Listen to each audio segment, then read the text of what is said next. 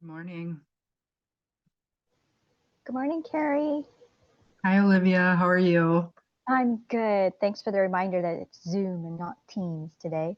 Yeah, I just I saw that. I looked at it again this morning and I was like, oh geez, it looks like it's on Teams, but it's Zoom. So, hi Jake. Hi Kevin. Morning. Hey, Carrie. Good. Morning.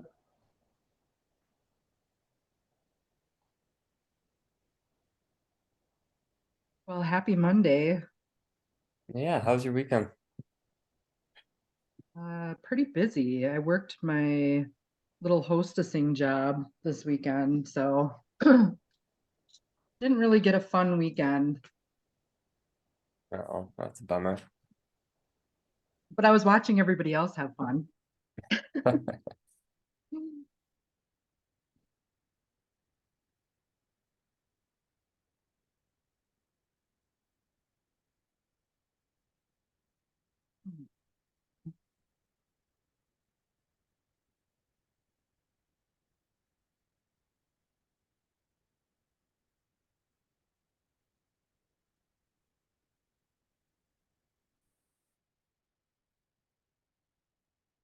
Here, did folks go to the Teams link?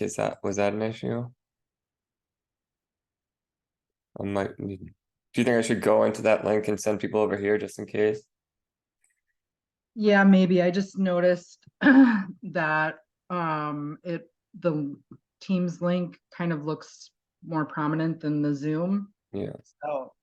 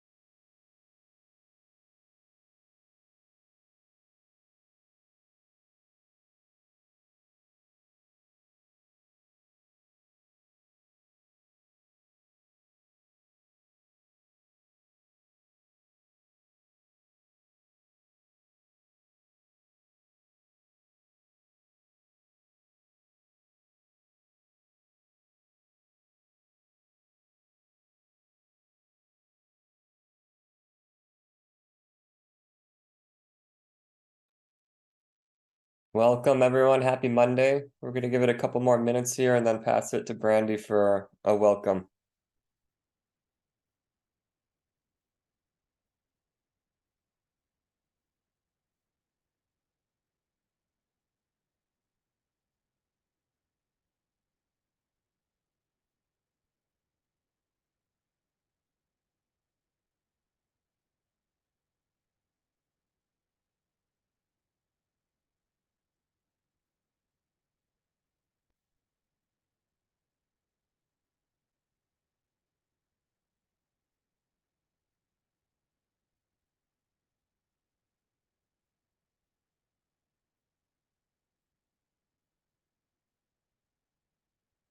Okay.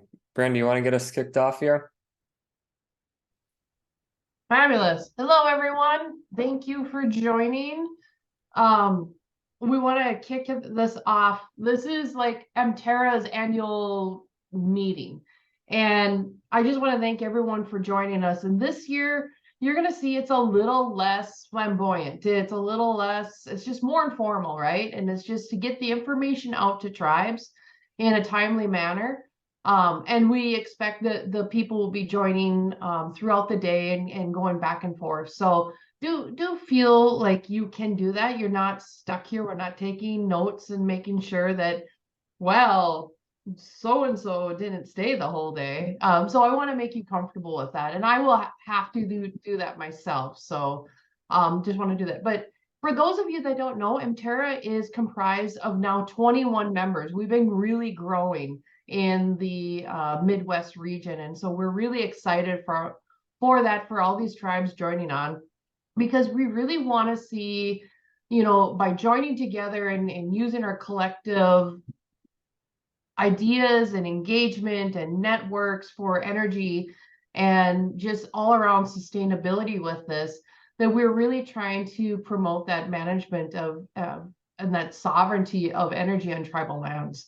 And so we really want to bring all these folks together, have all this institutional knowledge on this, that have been working on it for years or just started working on it. That's the beauty of MTERA, is that we have everyone from tribes that have their own power systems to tribes that are just like, hey, we just got this funding and we want to come in the door here and figure out what's going on. So do know you will fit in any place, because we have that along, and you will only learn from everyone that's there. So and that only strengthens our relationship across Indian country and across what we need to do. So I really want to encourage you, if you're not a member, please become a member. And also that you would join in on these things like this that are free to everyone, and membership is free also.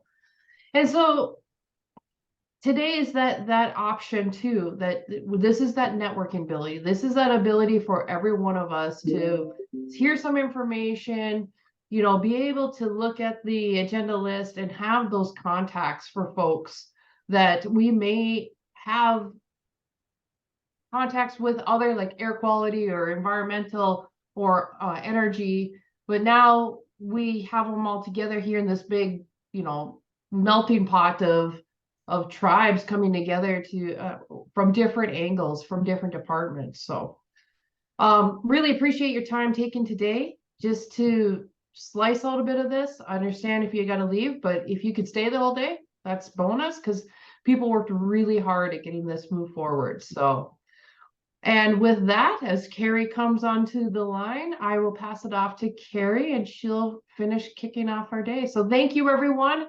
Appreciate your time and look forward to a really great day. The second session, Carrie, you'll talk about.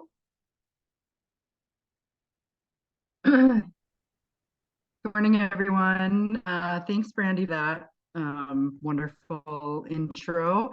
So for our first session here, we have Paul Deerhaus with the Department of Energy Loan Programs Office, and Olivia Lee, who is with the Grid Deployment Office, Department of Energy. So welcome to both of them. I'm not sure who wants to start off first. Olivia, do you want to kick things off? Thanks, Carrie. Do you mind if I try to share some slides? Hopefully That's I have fine. permission. Jake, she's able to share slides from the, You should be able to directly share, Olivia. Are you having? yeah. Okay. Sorry, I have to use the browser, so it's not fabulous. Let me try and select that. Okay. Perfect. Can you see my screen okay? Yep. Okay. Great. Well, thank you again, Carrie, for the introduction and the time to chat with you really briefly about these formula grants that are available to Indian tribes for grid resilience. My name is Olivia. I'm with the Grid Deployment Office. We are a new office, so I thought I'd give a quick introduction about what we do. There are three main divisions. One is the generation credits. The second is focused on providing efficient transmission and distribution. And then our office is part of the Grid Modernization division, where we focus on funding that prevents outages and enhances the resilience of the electric grid. So these formula grants that are non-competitive sources of funding for states and tribes and territories, as part of the Grid Modernization Division, we have $2.3 billion in funding that will be distributed over 5 years. And at the moment, the application is available for the first 2 years of funding for states, tribes, and territories. So really briefly, the grants are for projects that help to improve the resilience of your electrical grid against disruptive events. We recently extended the deadline to the end of August. Again, this is a 5 years funding period. The first 2 years of funding are currently available. We are encouraging all tribes to apply by the deadline in order to secure their funding. If there are things that may not be fully compliant with your application, if you at least submit your application by the deadline, your federal project officer can work with you to make any corrections that may be needed after the deadline has passed. We have a lot of resources, including sample application templates that are available on our website, but we wanted to highlight that in addition to the funding, there are some requirements for cost match and a subgrant requirement for the use of these funds as well. As of the end of July, we have awarded funds to 23 states, 12 tribes, and 1 territory, totaling over $361 million. These funds, again, are developed based on 5 funding factors that go into a formula that are used to calculate the allocations for all the states, tribes, and territories. The factors include the land area, the probability of disruptive events, the severity of disruptive events, expenditures on mitigation efforts, and the population size. We do our best to use the best available data and keep it updated every year. But if there's some questions about any particular data sets that we're using, we're always happy to use the most up-to-date data that the tribe can provide as well. We've heard a lot of feedback from stakeholders and tribal members about things that could make our grant funding program a little better. So we offer an option to mail in applications. We recently also opened tribal consortium applications as a way to receive funding by pooling allocations across tribal members. We also provide now additional grant application assistance and more templates to help with the application process. If it's possible for me to share the slides afterwards, I'm happy to do this. But we've updated all the allocations in a past ALRD. So here are the allocations. I think we've covered most of the MTERA member tribes. I apologize if we've missed anybody. And these are the funding that are available for FY22 and 23 that you would need to apply by the end of August deadline. So there are a list of the types of investments that are eligible for the use of these funding.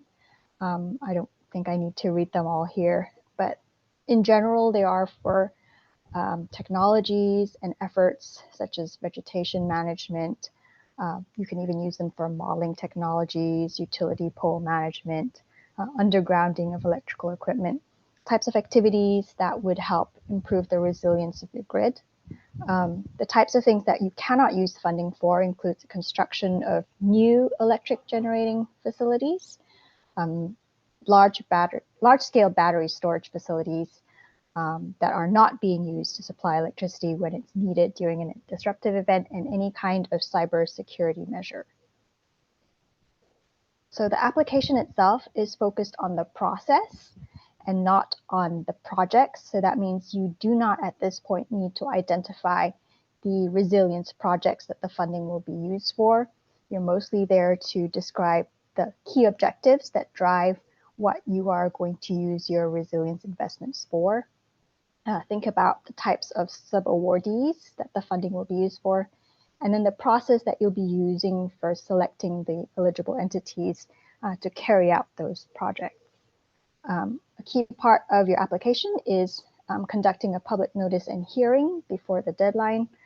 And again, all of that, including some sample narratives, are available on our website, which I will put in the chat.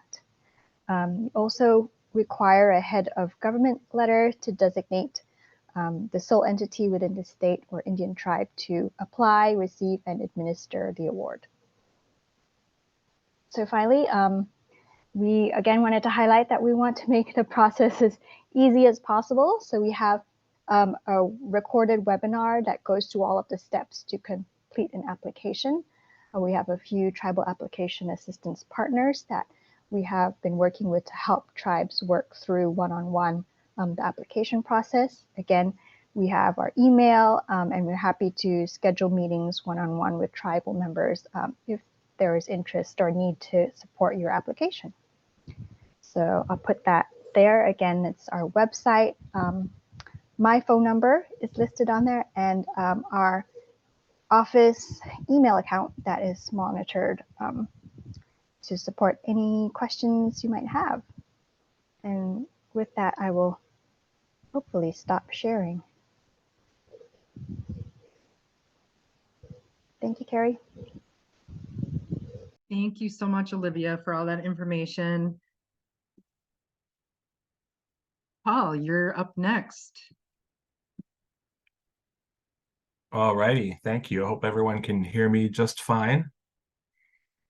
And responding to Heather Navarro's question, I'm going to be presenting a slide presentation that's also available in our DOE Tribal Energy Financing Programs website. And maybe I'll look to coordinate maybe with MTERA to maybe share just a little email and follow-up so that you can, just have the information presented here. First, I wanted to say just bonjour and Jimmy Gwetch Nyawankoa Kina Wayaga Bedegoshniak Nungowi the Batamaying Diego Wasmo and it'd be nut. Thanks everyone for arriving here today. I'm really happy that we're to discuss I guess energy or electricity today. My name is Paul Deerhaus. I'm a Anishinaabe and Mohawk. I've got my Hiawatha belt up on the wall behind me, and some of my daughters are working also pride flag and support. Actually, my previous affiliation with NDN Collective. I'm excited to be here today. This is about my first week fully with Loan Programs Office. I've been consulting, senior consultant with the Loan Programs Office Tribal Energy Finance Program. I've been consulting with DOE since back in March, but I just finally left my NDN Collective job August 1st, less than a week ago, a week from tomorrow, where I was working with the advancement team, which is our development office, development department within NDN Collective. I want to just kind of give I guess sort of keep it informal. I liked how Brandy set the stage, and I really prefer to keep it informal like that. Conversation, allow you to get to know me, because what I see, or I hope extends from this gathering is that we can continue conversations on the tribal level, and really look forward to supporting MTERA and coordinating with your efforts where possible. little bit about myself. I'm located here in Southeast Michigan, Detroit area. I'm an engineer by training. I went to undergraduate and grad school for material science and engineering. I've pretty much been in the tribal space since school. I had one brief job at Intel Corporation in Phoenix, Arizona, where I didn't take too long till I had a toxic reaction to that particular form of corporate capitalism, and have been in Indian country pretty much ever since. And mostly in the energy space. I really started Intertribal Council of Arizona in Phoenix as a weatherization assistance program. ITCA was and is a direct recipient of weatherization funding, low income home energy assistance that some of you may know of. Oh, and I see Ypsilanti, neat. Yeah, worked for weatherization. I was at ITCA in 2009 when Obama was elected and the American Recovery and Reinvestment Act was passed. Part of my job was to scan that like 1,100-page document, public law, for the provisions that applied to tribal energy, housing, telecommunication, tribal leaders. And long story short, I went to work from 2009 to 2011 in Golden, Colorado, for the Department of Energy, Energy Efficiency and Conservation Block Grant Program, a formula allocation for tribes. And in that role, I covered Alaska, Pacific Northwest, and Navajo Nation. From there, I went to subcontracting for NREL during the time when, if you know Tracy LeBeau, that she really stood up the Office of Indian Energy policy and programs from around 2011 to 2014. As you may be well aware, the office was created in the 2000 Energy 5 Policy Act, and there was a couple of directors that they had supporting it, but it really didn't have full budgetary authority. And really, Tracy kind of came aboard and really stood that up, and really just a power move, just to be able to kind of create that budgetary authority and create space for Office of Indian Energy. I was honored to serve, as a subcontractor for NREL, Strategic Technical Assistance Response Team, START, where we provided counsel to the two tribes that were looking to develop, I was going to say clean energy, but we called it more renewable energy back in those days. I know clean energy is a newer term, but we look, to support tribes, as you know, that were and are being pitched deals from private developers, and we would help provide a check to make sure that they were getting a good deal. I've also done some strategic planning with Indigenous Collaborative. Paul and Leslie Caboti, Paul and I, the two Pauls, would go out and help tribes to do energy plans. If you go to the DOE website and request technical assistance, that's one form of technical assistance, and I participated a bit in that as well. And now I'm going to say that I'm with the Loan Programs Office. Wearing a new card, new affiliation, working for our director, Jigar Shah, which as I'm starting to travel a little bit more and become more involved, you may have seen a recent Wall Street Journal article that titled Jigar Shah as Joe Biden's $400 billion man, really trying to deploy this funding to support clean energy projects, administration goals, while in the midst of sometimes chaotic and unforgiving political atmosphere that we have in the great old US&A. And so, it's pretty exciting now. I'm working for Jigar Shah. Matt Ferguson, I don't know if any of you have met. I see some friendly names in the chat here and there, and I believe some of you had interacted with him. He's been working for the DOE. He's a senior tribal advisor. I worked with him back in the start days, I would say in 2012, 13, 14, and really great guy, brilliant financial mind, and thankful to really support him and Jigar in implementing this tribal program. I'm going to start to switch to the screen share, and let me know hopefully if you can see that. Let me know via thumbs up or any nods that if you can see that. Good. Yep, looking good. Oh, okay, awesome. Appreciate that. So I got my little introduction here. As you can see, this is our slide deck, our DOE approved slide deck, and you can see it's indigenized, and we're looking at Shiprock right there. Kind of thinking, oh, it'd be nice to kind of have some Anishinaabe country in there also, or others, but this is what we have. So basically what we're about financing tribal entity projects and investing in tribal sovereignty. I feel like this is a warm room and maybe preaching to the choir here. The tribal ownership piece is something, I won't say new, but with direct pay for tax credits being available really allows tribes to level up. And, I'll contrast that back in the start days. As you all may know, investment tax credits and production tax credits, accelerated depreciation too, I believe. Those vehicles, those finance vehicles to accelerate clean energy development, they weren't available to tribes as a non-taxable entity. So we had to partner with, these taxable entities, typically private development firms that would that specialize in that space. But now that we have direct pay, those tax credits can be it's basically a check from the IRS directly to the tribe, which allows kind of really changes the game as far as tribal ownership. And so that's pretty exciting, an exciting wrinkle, so that there's one barrier that's among many that's been sort of addressed. Next, we're talking about energy independence and reliability, generational investment and profitability. I'm going to just sort of say the generational investment. I think when I was first talking with Matt early on, I was kind of trying to flavor some of those things with our NDN collective talk. We're all about, kind of rematriating resources.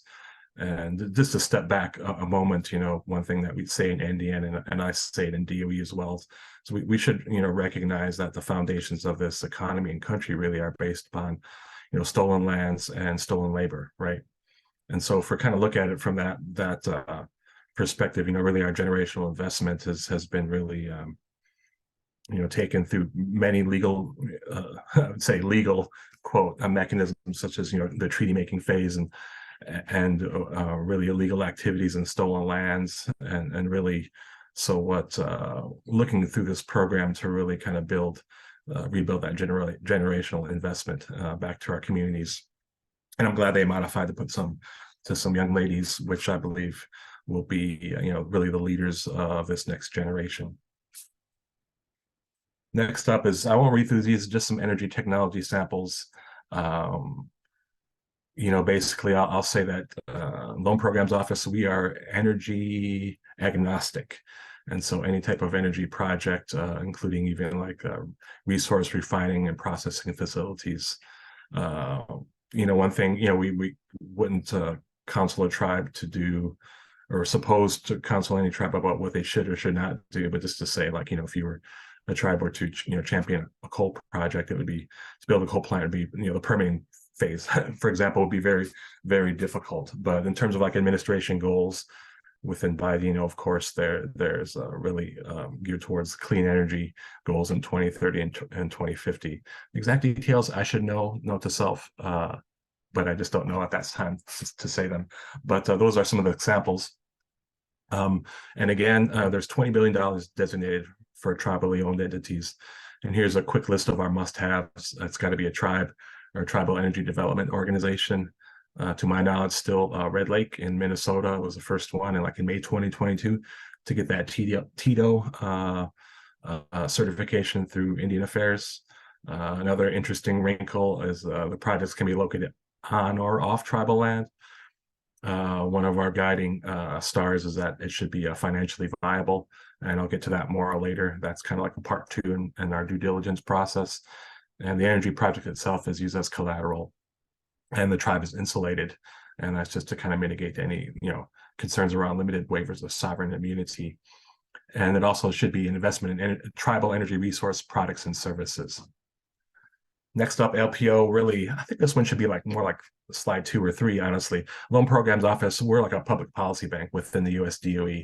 Harkening back to that, Jigar Shah being the $400 billion man, is really, we are about, I'm trying to regurgitate some of his talking points, but the fact that, the energy innovation has always consistently come for the United States.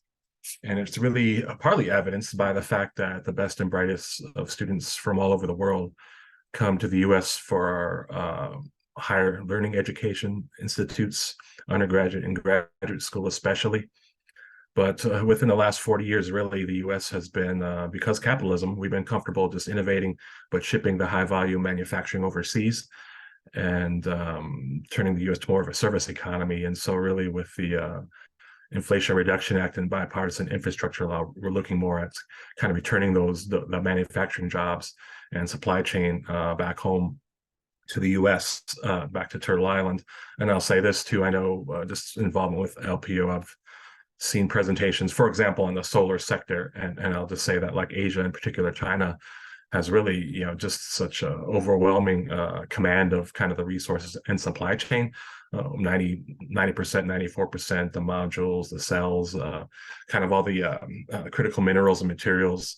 And so as one example is trying to bring that supply chain back to the US, because it doesn't, it's not favorable, not for any one particular country to have such a, I'll say, stranglehold on any particular energy sector or supply, especially one like solar that's going to play such a big part in this industrial revolution, clean energy revolution that we are in and living in.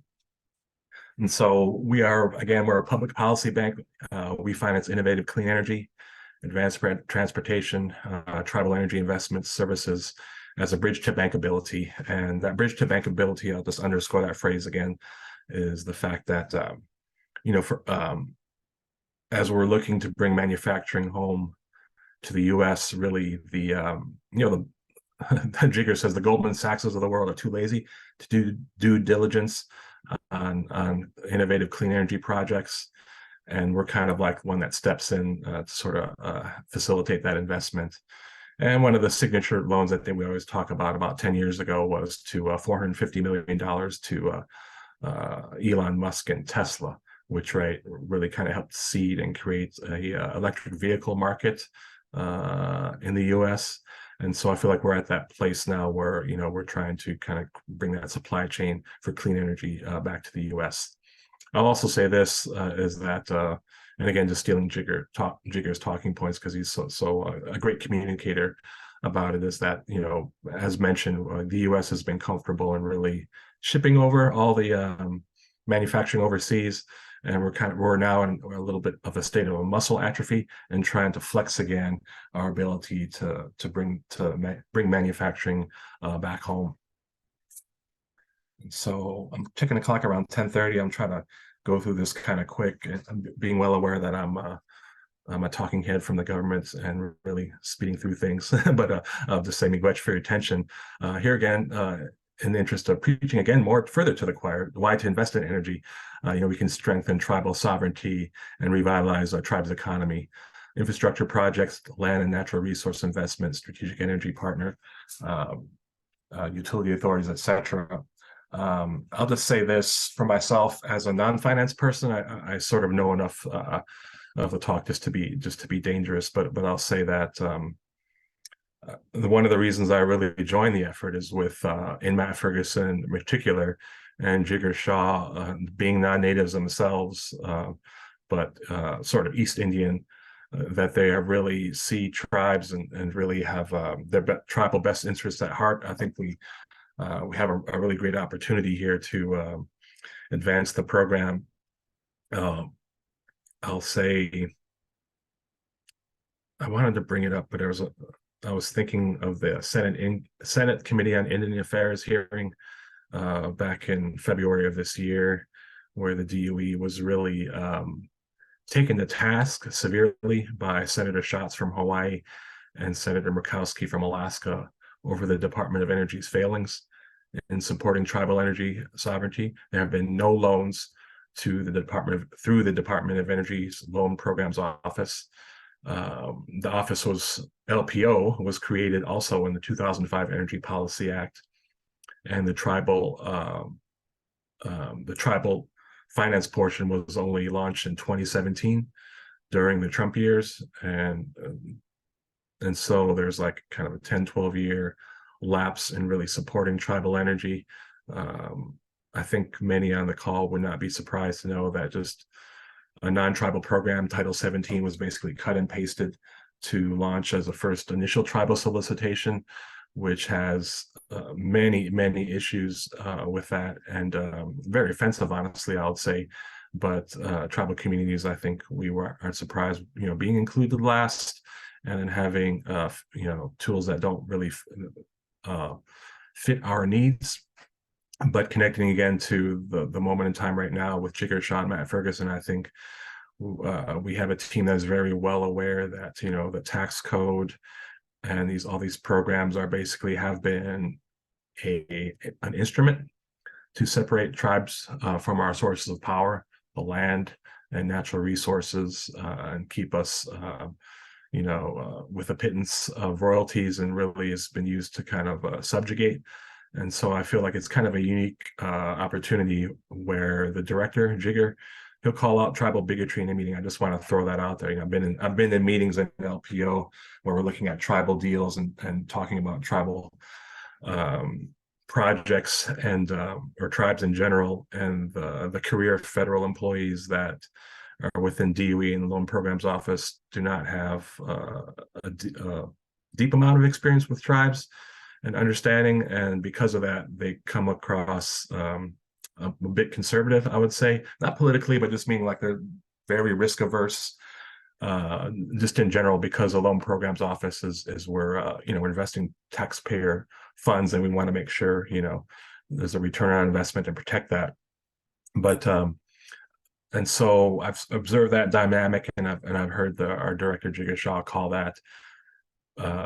Name that, and basically saying that there's bigotry, this is bigotry against tribes. And so that was very encouraging to me. And I would say, besides getting some tribal deals through the process, I consider one of my primary roles to kind of collect your feedback on the program. And really, if we can't create a better program for future generations, through just up to including full formal consultation, I would really that's really why I signed on to help do that. Because again, I feel like I'm feeling like the room is kind of warm, so I'm more apt to I'm stepping up on the soapbox more than usual. But with this audience, the transaction deals of tribes with regard to energy they've always been more extractive, extracting the resources and money from the tribes and not really giving back.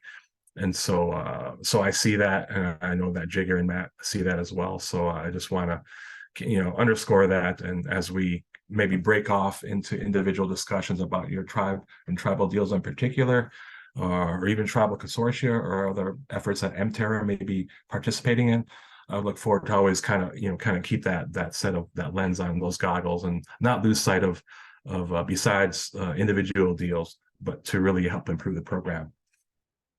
So next up, we're patient capital, flexible financing, committed DOE partnerships.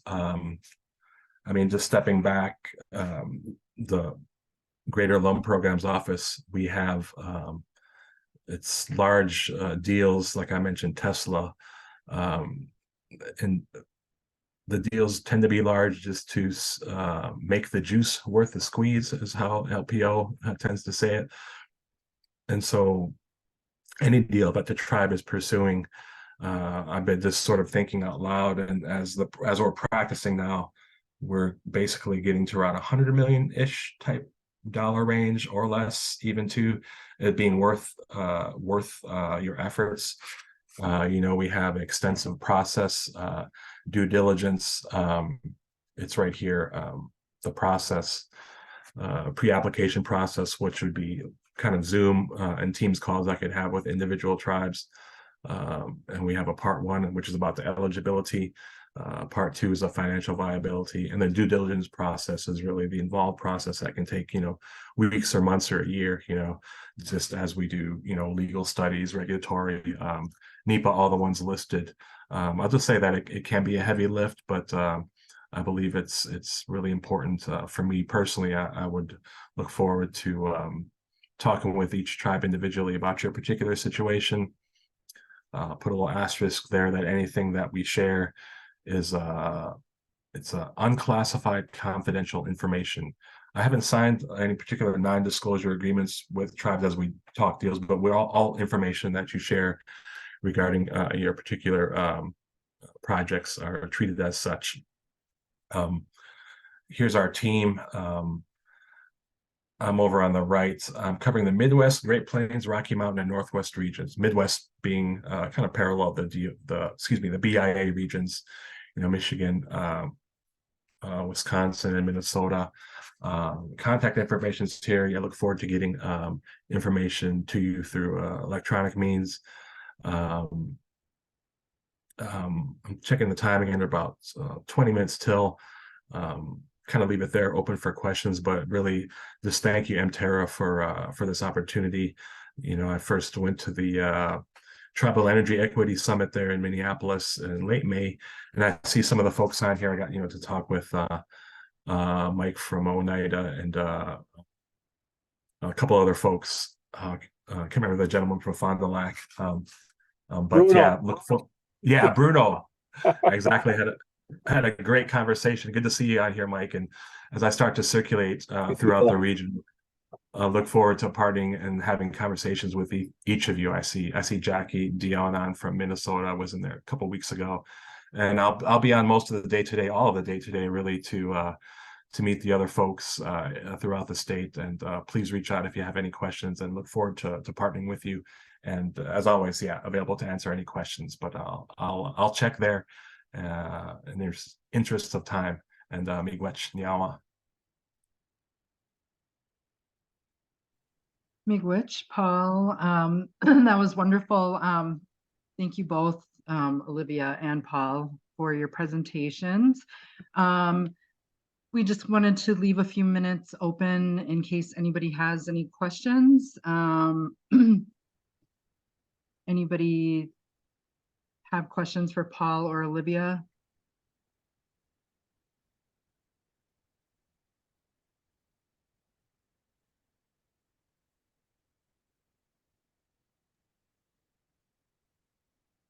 It's Monday morning, and maybe we're all not completely caffeinated yet.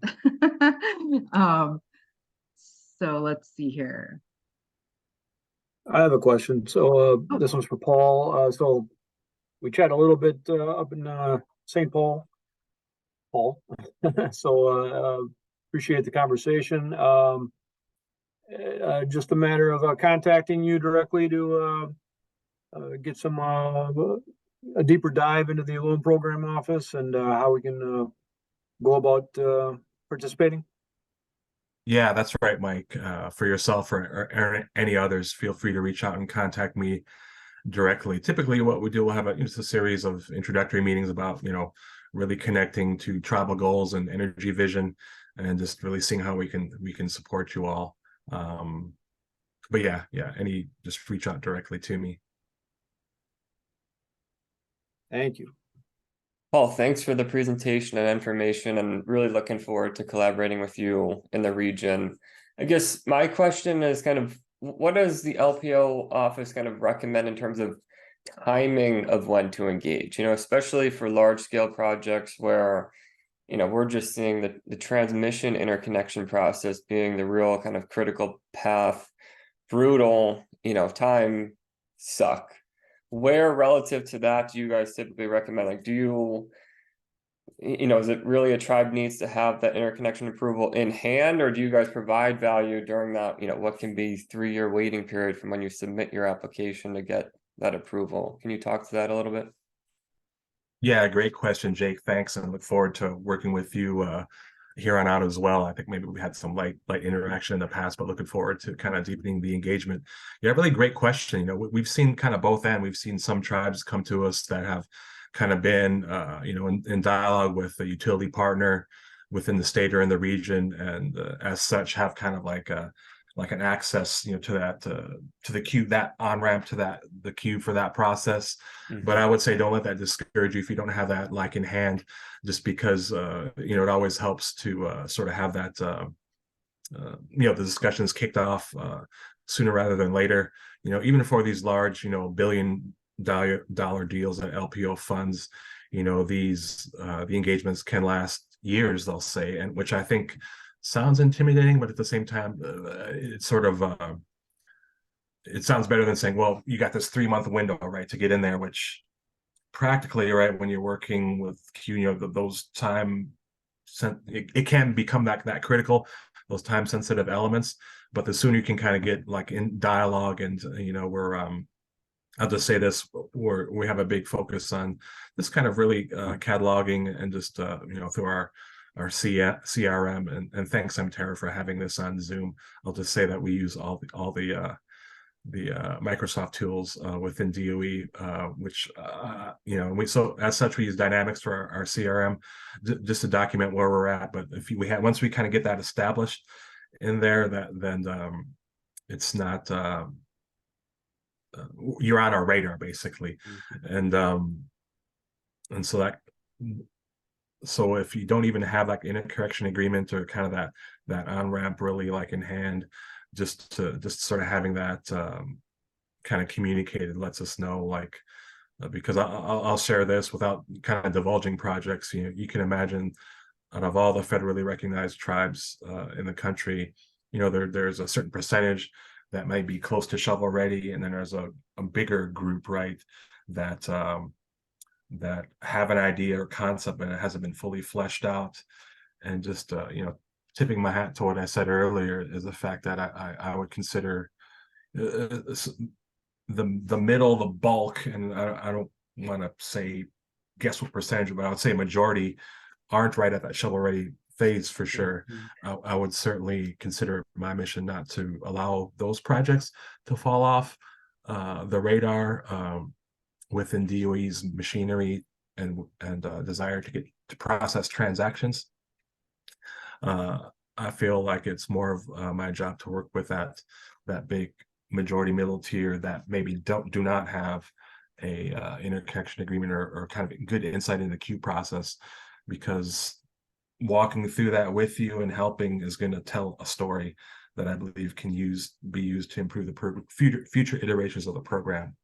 So anyways, I feel like I'm becoming a little bit long-winded there, but anytime feel free to engage us, because I think all that kind of helps tell the story. And I feel that the group here, we're be very much I'm taking for granted your agreement that let's improve this program, right, future iterations of it. If that's a particular stumbling block for projects, right, not having the interconnection and the transmission queue process, are there ways programmatically that we can improve to improve our offerings?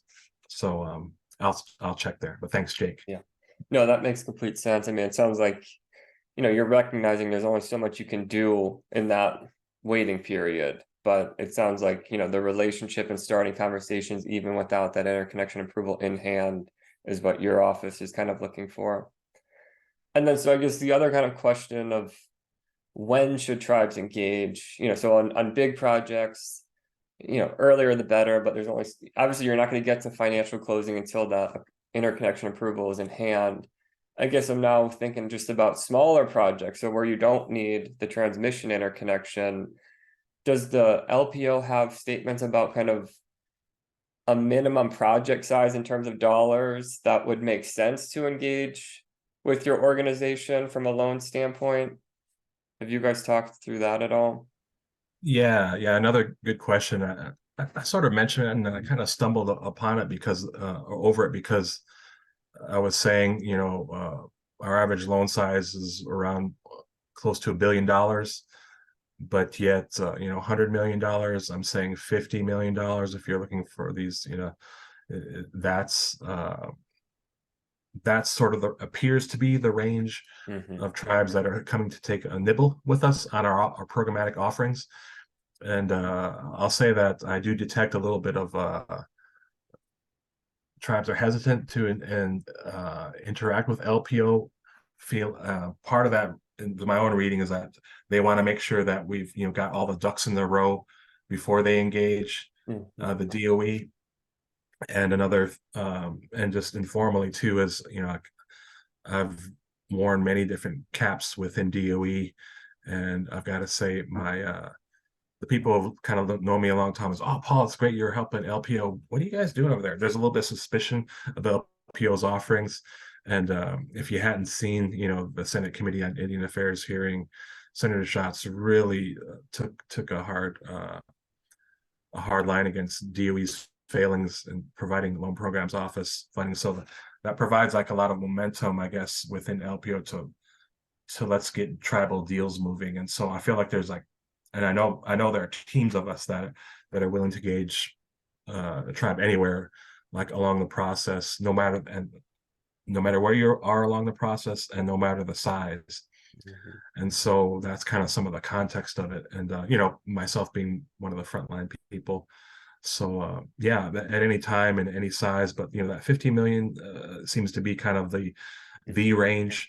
And, but at the same time, it sounds like so paternalistic, right? Always trying to fit, the government, me as someone representing the government, trying to fit you into a box. I can say personally that I'm more about meeting you where you all sit, where you are at this moment in time, particular tribe, it's not, I'm not going to say that LPO, try to fit you in, so to speak, but just really to have discussions to see where you're at, because like I said, I really am after that intelligence of why isn't this fitting? And are there, some tribes will say, why isn't this just a grant? You got this complicated loan apparatus, right? That you hear that time and time again, and I think it's a valid point.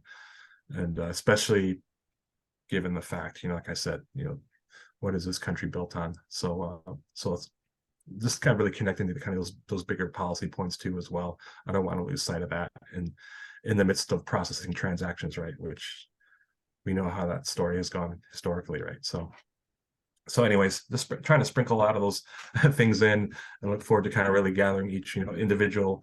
And I think, stepping back to MTERA, really value what you bring to the table in terms of like kind of membership and kind of the leadership. I just want to like really tip my hat, and it's really exciting to be engaging with you all and like Jake and others and professionals who are supporting it to like, I think within the region, certainly, a leader, and I'm going to, try to lean on you heavily kind of to kind of advance those policy points as well as, help your member tribes pursue transactions as well.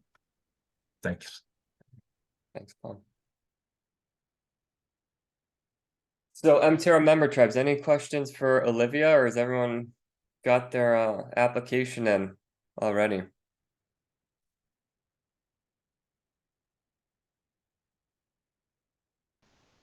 I'll just add that recognize on the one end you have the LPO with these really big funding opportunities, and we recognize that the grid resilience formula grants are on a small end. But I will say that if you decide to bank or save your funding for the first few years until you've gotten enough of your allocations and you only want to start your projects in, say, year 4, year 5, that is also possible. But we don't want you to lose out on the opportunity to start collecting your allocations for year 1 and year 2. So you don't need to have your projects identified yet, but recognizing that every tribe should have the opportunity to have some way to support your own grid resilience. Just with these unprecedented heat waves, like, we don't want you to be stuck without power at any point in time if there's any kind of climate change or some other kinds of disruptive events. Like, you should be able to have backup batteries, backup power, a way to not be stranded and only reliant on existing infrastructure. So please don't leave this opportunity on the table.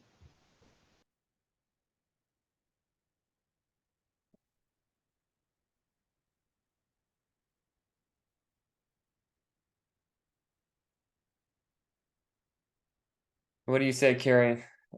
Wanna go to break here or what? Yeah, let's take about a 10-15 minute break. How does that sound for everyone? Perfect. All right, we'll come back here in a few minutes and get started with our state funding panel. Sounds great. So what See you time you guys back thinking, in a few Terry? minutes. Maybe 10:05? Want to start that? Yeah, that sounds good. Sweet. 10:05. Thank you so much, Paul and Olivia, for supporting MTERA. Glad these relationships are continuing to get established and enhanced, and really thank you for all you do. Thanks, Jake. Thanks, MTERA. Thanks.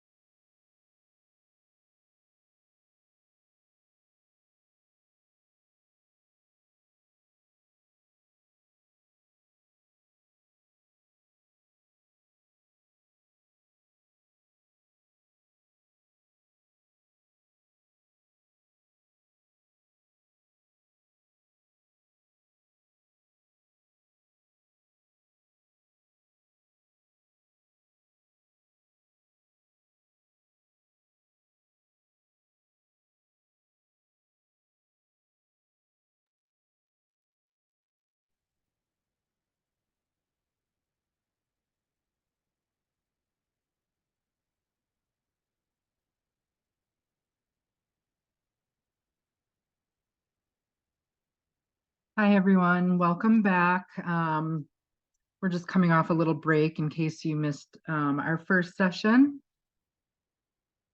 So I'll just give another minute to let everybody get back on board.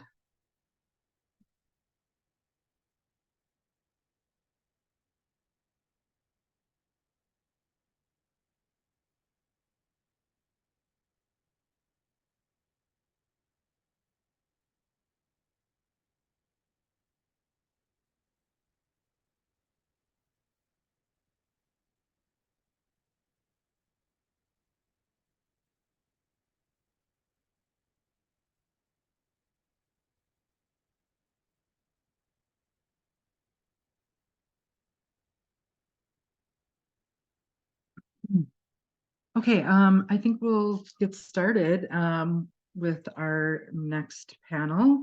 Let us welcome Maria Redman, who is the Director of the Office of Sustainability and Clean Energy. She will be the one to kick things off. And then we also have, I see Pete Wyckoff is on here. And he's with the Minnesota Department of Commerce, the Assistant Commissioner of Energy Affordability and Energy Development. So I'll let him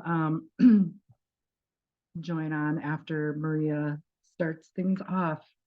Thank you guys for joining us. Thank you so much for having us. It's really exciting to be here. Oh, hold on one second. Oh, sorry, I got to share my screen here. All right, can you see that okay? Or are you seeing anything? It's coming up. Okay. You're good. Okay, now you can see it. Good. Okay, so I was asked to come today to talk a bit about some of the funding opportunities in Wisconsin. And there's a lot of overlap of opportunity statewide as well as federally. So I'm just going to run through what we're seeing in Wisconsin and how things are working in Wisconsin right now. And happy to answer questions at the end of if we have time.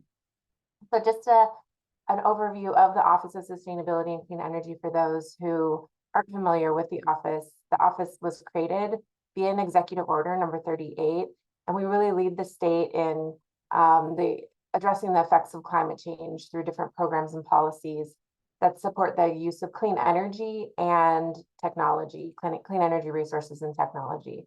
And so this executive order really set the goal of 100%, ensuring that all electricity consumed within Wisconsin is 100% carbon free by 2050, but also wanted to make sure that we as a state partner with other state agencies, state utilities, making sure that we reach this goal. And part of this, part of the office's efforts are also facilitating interagency coordination, elevating and aligning clean energy and sustainability work across all agencies, and as well as with our partners, our communities, our stakeholders, our tribal nations, ensuring that we're all working together, that this is not going to be done just in a silo, that this has to be a collective body of work. And so as part of that, we created the Wisconsin Clean Energy Plan, and with the values of justice, equity, and collective action, recognizing that we have to ensure that we have meaningful involvement from all residents. Every resident in the state has an opportunity to be a part of this effort. Our sovereign nations have an opportunity to lead the way in their nations as well as part of the state work. Equity, ensuring that all of the residents in Wisconsin feel the benefits and can reap the benefits of the transition, and that we're not making matters worse in the state. And then also recognizing, as I mentioned before, the collective action that we really want to work together. And so this means this first round of the Clean Energy Plan, the state has never had one.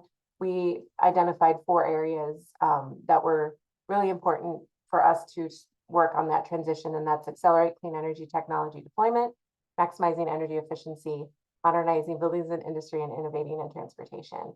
And then woven throughout the entire all of these pathways are making sure that we prioritize health equity, environmental justice, and equitable economic development, making sure that we're paying attention to the workforce and ensuring a just transition, and then also accelerating government-led efforts. And if you're interested in taking a look at the Clean Energy Plan, we actually have a whole section on our tribal nations and work that we want to ensure that we do with our tribal nations across the state. So I'm just going to run through a high level. It's hard to go through every single funding opportunity in 10 minutes, but I wanted to go really high level, but then offer you the opportunity to talk to us one-on-one. If you have projects that you're working on, we do at our office have a team that are more than willing to meet with folks on the projects that you're working on and see how we can help to get you that funding that you need and support and technical support that you need to get these projects moving. One of our most robust programs in the state and is a nationally known program is our Focus on Energy program. It's our utilities statewide program for energy efficiency and renewable energy. And there's approximately 100 million available in that annually. And it's very, very cost effective. So every dollar invested, we see just over $4 in benefits for the program. And really, we want to, it's financial incentives, it's education, information, other resources, really to address the environmental impacts of our energy use, reduce energy waste, make sure that we're facilitating markets and assisting in innovation in energy and expanding our energy efficiency, because many of you know that it's electrifying everything right now. We're seeing the electrification of transportation, electrification of buildings. And what's really important is that we need to also think about how do we reduce demand and make our consumption of electricity more efficient so that we're not creating a bigger issue. So Focus on Energy is really helping in that and providing those incentives for our communities and for our residents in the state. Also we also have the Office of Energy Innovation, which is our designated state energy office. They're going to be the go-tos for a lot of the funding through Bill and IRA, and I will talk about that on the next slide. But just some high-level funding opportunities. The Energy Innovation Grant Program was created a few years ago and has been a fairly successful grant program. In March 2023, the most recent awards, they awarded nearly 10 million in funding for energy innovation and went to 32 energy related projects related to deployment of renewable energy, microgrids, energy storage, also supported energy efficiency and demand response, as well as planning grants to help with comprehensive energy planning locally. So there's a wide variety of topics and areas that they support, but also the eligibility for that program is pretty much everyone except for residential customers. So if you're commercial, if you're a tribal nation, if you're a municipality, you're eligible under that program. Also, the Wisconsin Refueling Readiness Grant Program and the Critical Infrastructure Microgrid and Community Resilience Center Pilot Grant Program really focused on energy assurance and resiliency within our energy infrastructure.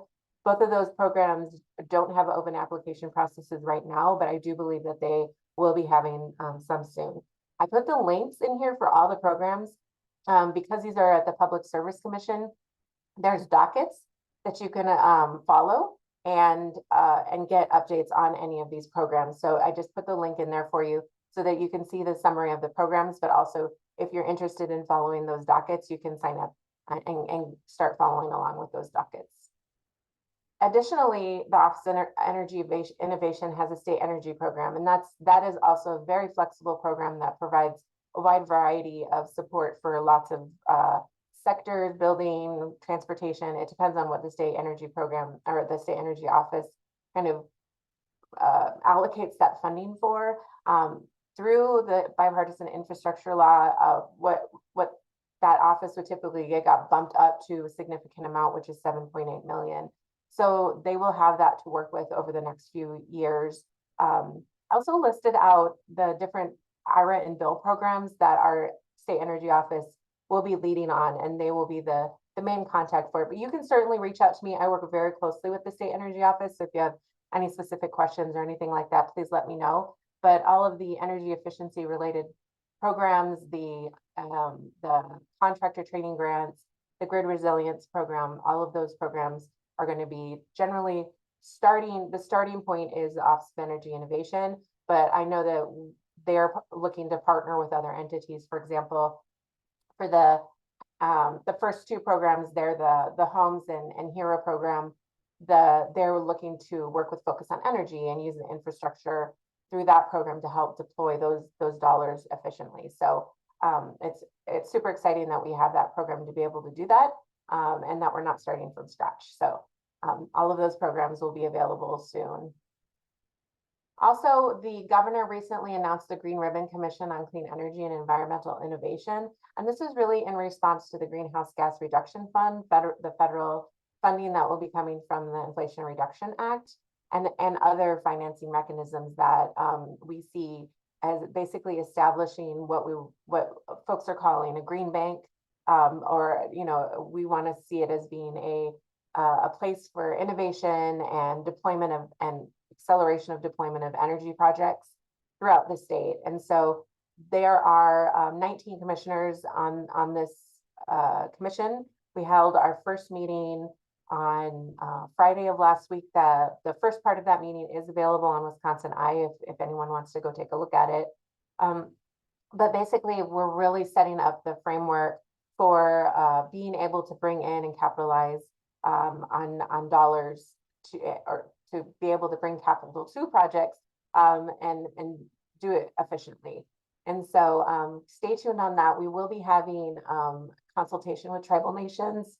We'll be setting up a meeting with our tribal nations here in the next few weeks. So if you're interested in that, please do not hesitate to reach out to me and I can get you on the list to make sure that we are in contact with you. I know that a number of folks are already in contact with the tribal leadership here in the state to make sure that we can get as many of our nations involved in that discussion as possible. Also, sorry about the formatting here, but just wanted to highlight a couple extra areas. Department of Workforce Development. We recognize workforce is a big part of this transition, the clean energy transition. And our Department of Workforce Development has been stepping up and utilizing their current programs, the Wisconsin Fast Forward program and their apprenticeship bureau, the resources that they have there to ensure that we address clean energy training and reemployment, as well as helping to create apprenticeship programs that would include clean energy. And then I'd be remiss if I didn't mention our Department of Transportation is leading the National Electric Vehicle Vehicle Initiative. Sorry about that.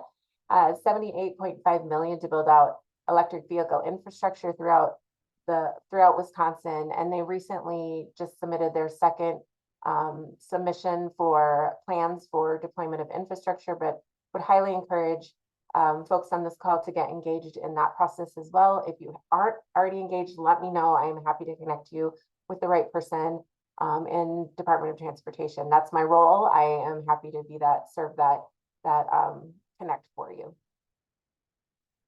And last but not least, we provide, in addition to the grants, we want to make sure that all of our partners in the state have technical support. So our office, the Office of Sustainability and Clean Energy, we do have a lot of one-on-one meetings where we gather specific information on projects, identify your needs and gaps, and then follow up, providing what we know for incentive resources and connections. So I put our email there. Please do not hesitate to reach out.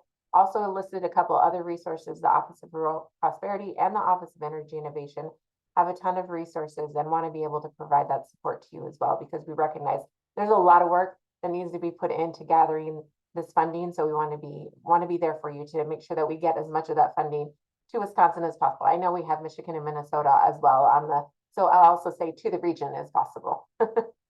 And there's my contact information. I'll stop sharing at this point. I know the slides will be available, but I'm happy to answer any questions or sit tight for questions as well. Thanks so much, Maria, for all that wonderful information for Wisconsin.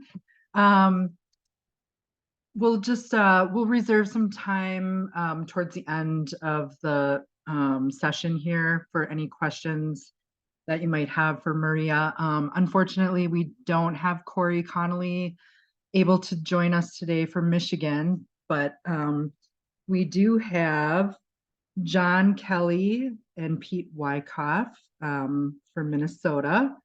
So please welcome them, and the floor is yours, you guys. Thank you.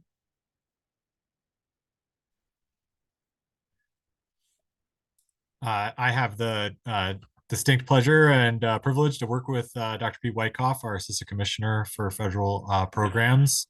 I'm John Kelly. I'm the Director of Government Affairs, but Pete is going to lead out on this presentation, but happy to be here to answer any questions. So good to see everybody. Thanks, John, and thanks for covering me while I was trying to find the unmute on Zoom. We're a Teams office. I just want to give a shout out to some of the people I see on the call here. Thank you so much to Sharon Taylor, who has kind of spearheaded our participation in this meeting today. She is, of course, our Director of Community Outreach and Equity Projects here at the Department of Commerce. I also want to point out that Jackie Dion, who I'll mention her position in a second as part of the presentation, but she is also on, and Sharon and Jackie, please feel free to jump in. And I also want to give a shout out to Paul Deerhaus. I'm going to mention that we had a great meeting hosted in Minnesota with the DOE Loan Program Office recently, and a big part of our push that we'll be talking about is trying to make sure we are leveraging federal funds for state and local government and tribal initiatives in the state of Minnesota. So maybe I will proceed with the actual presentation. So I am Pete Wyckoff. I am Assistant Commissioner in the Department of Commerce in the Division of Energy Resources. In Minnesota, just to be confusing, we don't have a standalone energy department, so energy is part of the Department of Commerce. And John Kelly's already introduced himself. So we are here representing the Department of Commerce and specifically the Division of Energy Resources at the Department of Commerce. All right. Minnesota has a clear climate vision. It is reflected in a statewide climate action plan that was adopted last fall, and it was strengthened through a just recently concluded extremely productive legislative session where we passed a lot of the things that I'll be mentioning in a minute here in terms of new Minnesota green clean energy and climate policy. The State Climate Action Plan lays out a vision for Minnesota that is a future that will be carbon neutral. We have a state goal of carbon neutral economy-wide by 2050 and a state goal of carbon neutral all 100% clean energy by 2040 for the electric sector. That's not just a goal, that's now a law. We want to do this push for a transition to climate and carbon neutrality in a way that is both focusing on resiliency as we look at climate change, which is already stressing our environments and our infrastructure. We need to make sure we are developing a climate pathway forward that is maximally resilient, and that is a focus in the state, but also that is equitable. Too often, the push in the past for climate action has been focused on what incentives can we give to the those in Minnesota and elsewhere that need the least. And the push currently is to make sure that the transition to clean energy is done in a way where the benefits flow to everyone. And that requires a particular focus on disadvantaged communities, and that is our mission as we move forward. I want to point out, and she can jump in if she would like, that Commerce is, as it pushes forward on its part of doing its part for the equitable transition, has a newly hired tribal liaison, Jackie Dion. Rather than talking about you, Jackie, if you're willing, can you introduce yourself? Sure. So thank you, Pete. Jackie Dion, Tribal Liaison here at the Minnesota Department of Commerce. I recently started on May 10th, so it's still pretty new, and learning about all of the work that Commerce does across the whole enterprise, as well as within energy and renewable energy. I'm from the Turtle Mountain Chippewa tribe in North Dakota. And prior to coming to Commerce, I had been working with the Minnesota Department of Health as a liaison for 11 years. And then before that, I was working with Aging and Adult Services with older American Indians since 2005. So I've worked extensively with our tribes here in Minnesota, and look forward to diving in with Pete and folks here at Commerce on this whole area around energy. I'm learning a lot. We were honored, I don't know if you just mentioned this, Pete, but last week, Jigger Shah was here and met with some of our tribal nations with Paul. And so just looking forward to getting to know folks in Minnesota, and any tribes here in Minnesota that would like to reach out for any reason, just let me know. Thanks.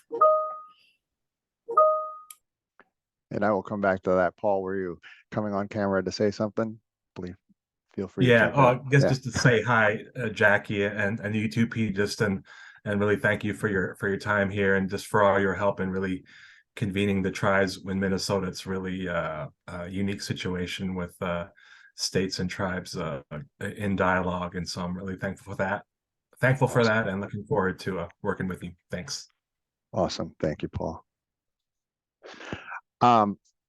Jackie doesn't exist in a vacuum. Our commitment is moving beyond just hiring one tribal liaison. I'll point out in the recently concluded legislative session, we got approval for a tribal advisory council on energy that will be developed in partnership with all 11 tribal nations that are within Minnesota's borders. That has an initial appropriations that came through into law. Because of the additional funding, it won't just be Jackie going forward. We will be hiring a second Commerce tribal liaison who will be specifically focusing on energy, with Jackie focusing on the entirety of Commerce. So we are very excited about that. We do have a technical assistance and advisory mission here in relation to the tribes. Jackie shared some of a list that I've condensed down here, and she can elaborate on even more here. But just for an example on some of the technical assistance to tribes coming out of Commerce recently, there was a formal tribal consultation visit with Fond du Lac Band of Lake Superior, Chippewa on June 1st, involving the Commerce Commissioner. As has already been mentioned, and I think I mentioned one more time in the slides going forward, we hosted very recently, a couple weeks ago, an in-person meeting with the Department of Energy and the Loan Program Office Director Jigger Shah and Paul Deerhaus and others, and that was a successful event. Jackie Dion and Kelly Rose in our office have been doing a lot with communication and coordination with tribes, and stand ready to answer questions, particularly on going after federal funding. And I presented some of the federal funding opportunities to Minnesota state tribal leaders through the governor's office also very recently. So.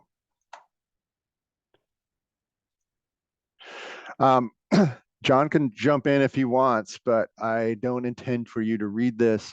All I want to show up here is that Minnesota is all in on climate and clean energy, and that was reflected in a very recently concluded, extremely active, we got a lot of national press for it, legislative session. Our legislature is only in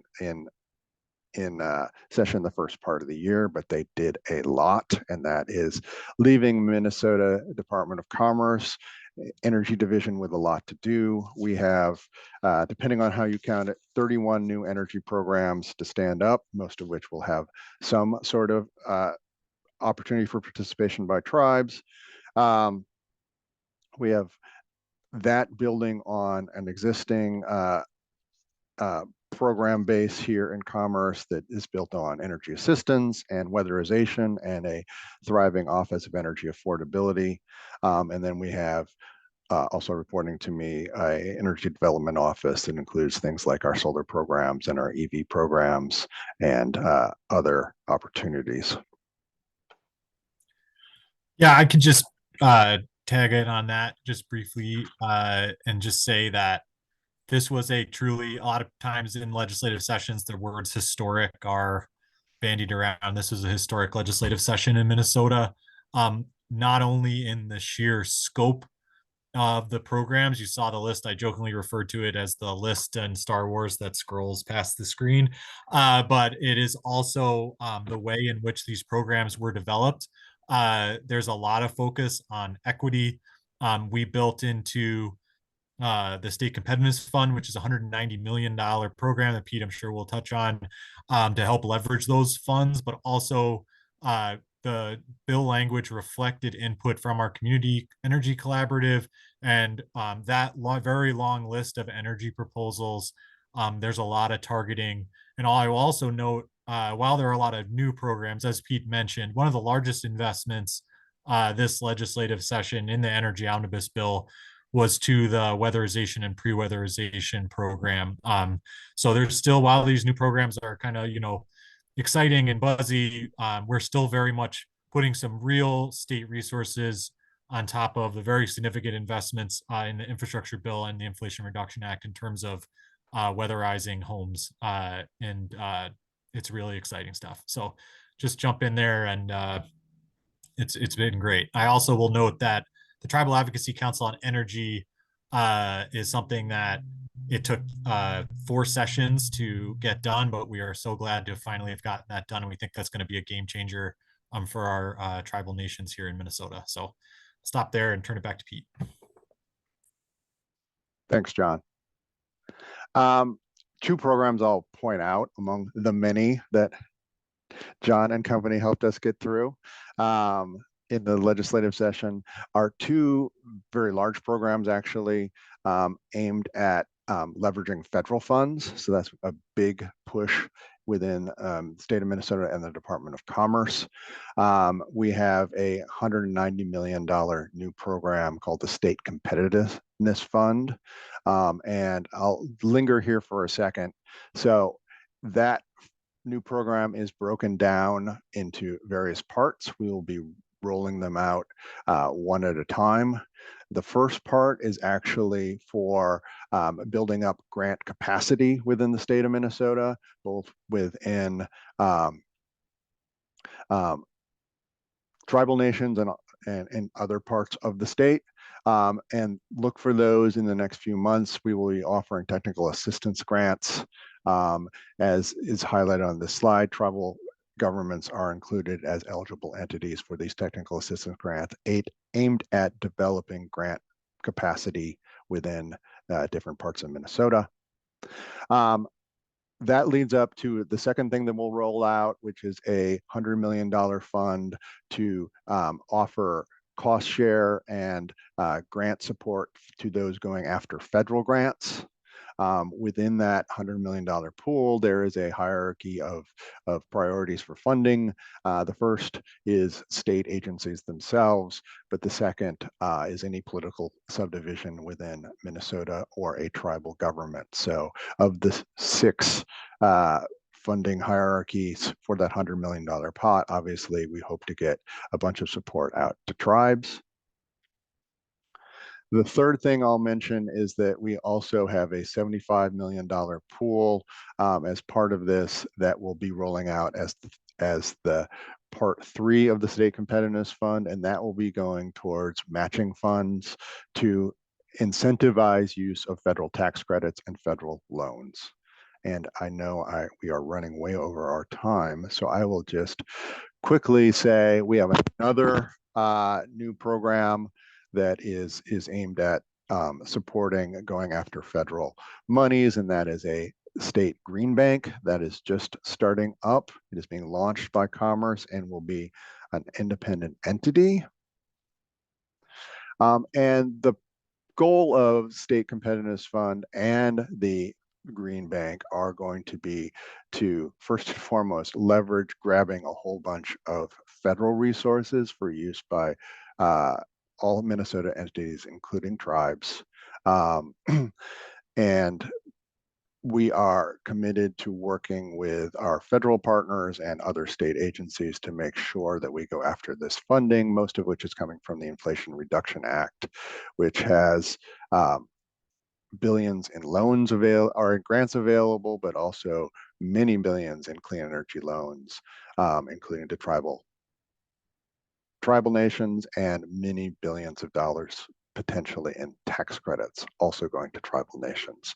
And I'm very conscious of the fact that we have already spoken for our 10 minutes, so maybe I will cut it off there and say we'll pass it on to the next state and be willing to discuss more when we get to the Q&A. So thanks. Thank you so much, Pete and John. And actually, if you want to continue a little longer, you're more than welcome to. Unfortunately, Corey Connolly from Michigan is unable to join us today. So you guys have a little more time if you want. Okay. And then around 10:45, we'll just kind of stop for any like Q&A for Pete, John, and Maria. All right. So just to continue then, again, the Inflation Reduction Act is a series of grants, loans, and tax credits. And as I'm getting at, we have two big new programs at the state of Minnesota designed to help leverage those, including for tribal projects within the IRA.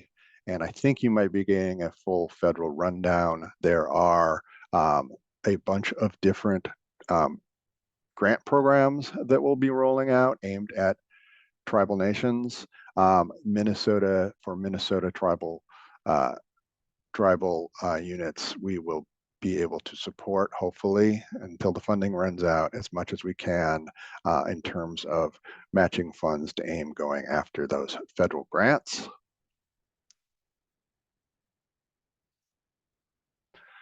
Paul is here, and I'm hoping you're having a good long discussion of the opportunity here, but the IRA contains a loan program that is very specifically just for tribal activities, but Minnesota Commerce is committed to trying to help tribal units within the state go after those loan funds.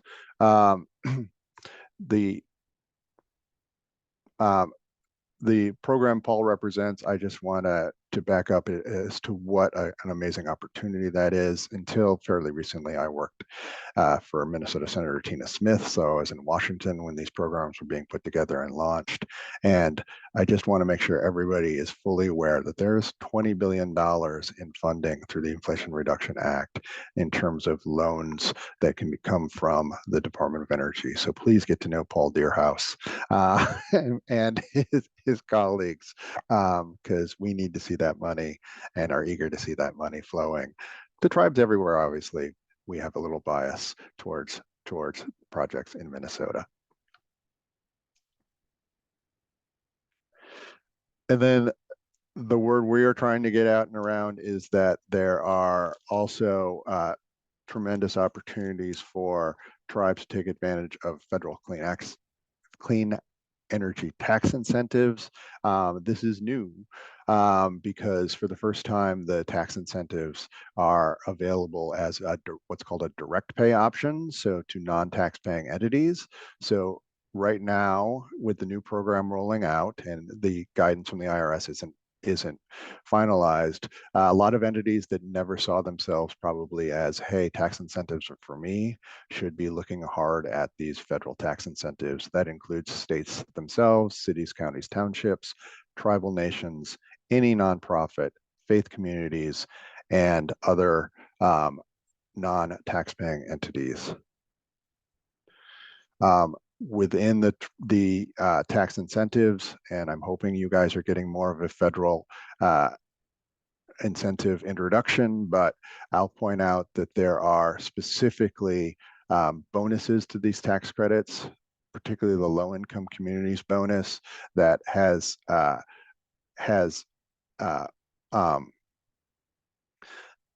a carve out for tribal projects.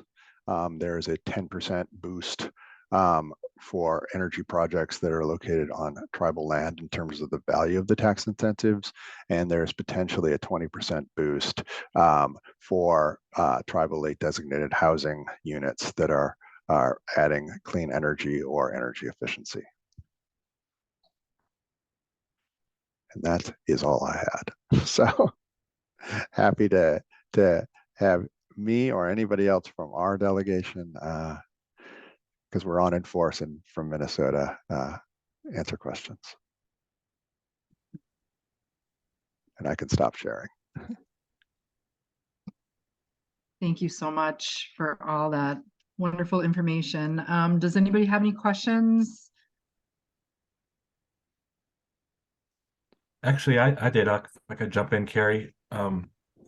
Let's say thank you, Pete, John, and Jackie for the exciting stuff happening in Minnesota. One thing was discussed briefly was kind of the Tribal Advisory Council on Energy within the state of Minnesota, and I think you alluded to the fact that it took, some work doing. I wonder if you could just provide a little bit of a background on that. I feel like it's a something kind of maybe unique to Minnesota, and just thinking in particular to other states with with a larger number of tribes where this type of council could also make sense. I'm going to ask John and Jackie to weigh in on that one. Sure. I can. Thank you for the question, Paul. It took a number of years. Yes. It was one that we finally got over the finish line this past legislative session. This started back in the first term of Governor Walz and Lieutenant Governor Flanagan, and it came out of tribal consultation. There was a desire to set up an advisory council similar to what MnDOT, our transportation department, has in terms of looking at different types of construction projects and infrastructure projects. There was a desire from the tribes to have kind of coming together to discuss different energy programs. Some tribes, not all, there's a lot of different needs and different things that tribes are looking at when it comes to energy, and they wanted an opportunity to have that space held. And while this is something that a commissioner for the Department of Commerce could have called together as a commissioners group, there was a desire through consultation to put this into state statute so that it wasn't commissioner discretion thing, but a requirement under state law. And so it's fairly straightforward in terms of the law itself. The Commerce Department is directed at the request of the tribes. Nothing in the law, says that the tribes have to create this tribal entity. It's that if they so choose, they will ask the Commerce Department to help stand up that, and then we are to provide support and technical assistance. So this was put forward as a policy proposal. Part of that was because we were in divided government at the time when this was first introduced, and there was not an indication from the Minnesota Senate majority at that time that they would put funding towards this. But and there were iterations of this where there was a Commissioner May and Commissioner Shall, which sometimes there's big differences between one word in state statute. And so this was on the Energy Omnibus Bill in 2022 was left on the table on the last day of session and did not pass. And it was in the May. That was a floor amendment from the Minnesota Senate. So we brought it back in the 2023 session as a policy bill with its original language, which is the shall language. And then at the very end, and part of the budget negotiations, we were able to secure some funding. There was an iteration of this bill in the Senate this year that had funding in addition to the technical assistance for some small grants.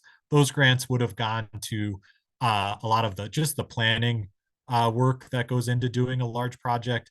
But ultimately, as these things go in negotiations, we ended up with a one-time appropriation for staffing that we're hoping to build on, get it staffed up, and hopefully make the case for long-term funding for this. And I see my colleague Jackie is on. I can turn it to her if she has anything to add.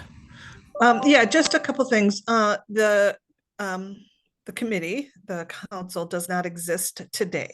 We are going to tribes to ask them to help put together a working group to form the council. So Commerce doesn't have any preconceived ideas of this council in terms of its work with tribes. The tribes will do that. And then once they established who their membership is, it could be the person that they have in the work group, or it could be somebody else. All of that is yet to be determined. So we're at the very beginning stages of establishing this council. And not all the tribes may choose to participate either. So we'll have to see how this works out. And I anticipate it'll take us a while, maybe a year, maybe a little less, I don't know. But it is a work in process that we have still yet to get off the ground and establish a working group to put it together. Yeah, that's really helpful context, Jackie. I think I mentioned it at the top. The law is very much, it's up to our tribal nations in Minnesota to decide if they want to do this and then to request the assistance. There's nothing that, if this sits on the books for however long, that can be the choice of our tribal nations here in Minnesota too. It's just, but this was helped out by our tribes did help push for this at the legislature. So I'm excited to see how this working group goes, and we'll see how, but it was good to get it done finally.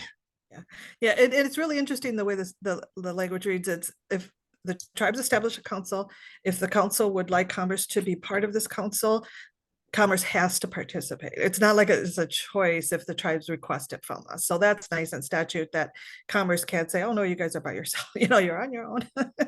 We have to help out. And it's a good partnership. So, but you never know under other years from now how that might work out. So this is nice to have it in statute, that Commerce supports it in statute long term. So.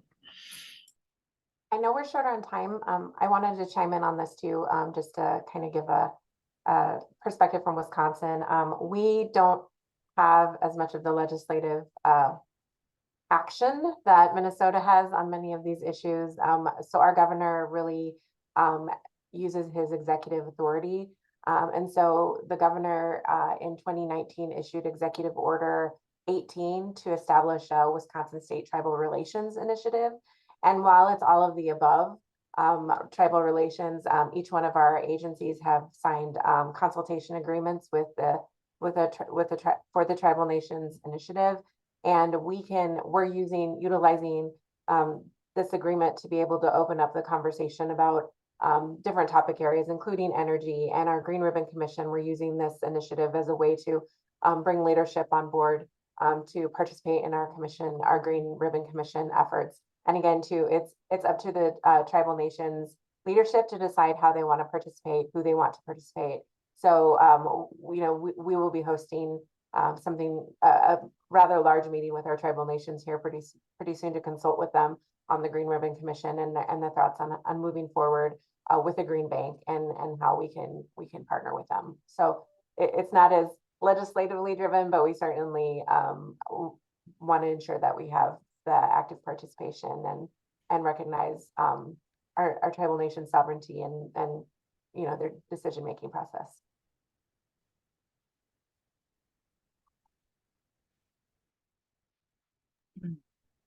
That's awesome. Thank you, Maria.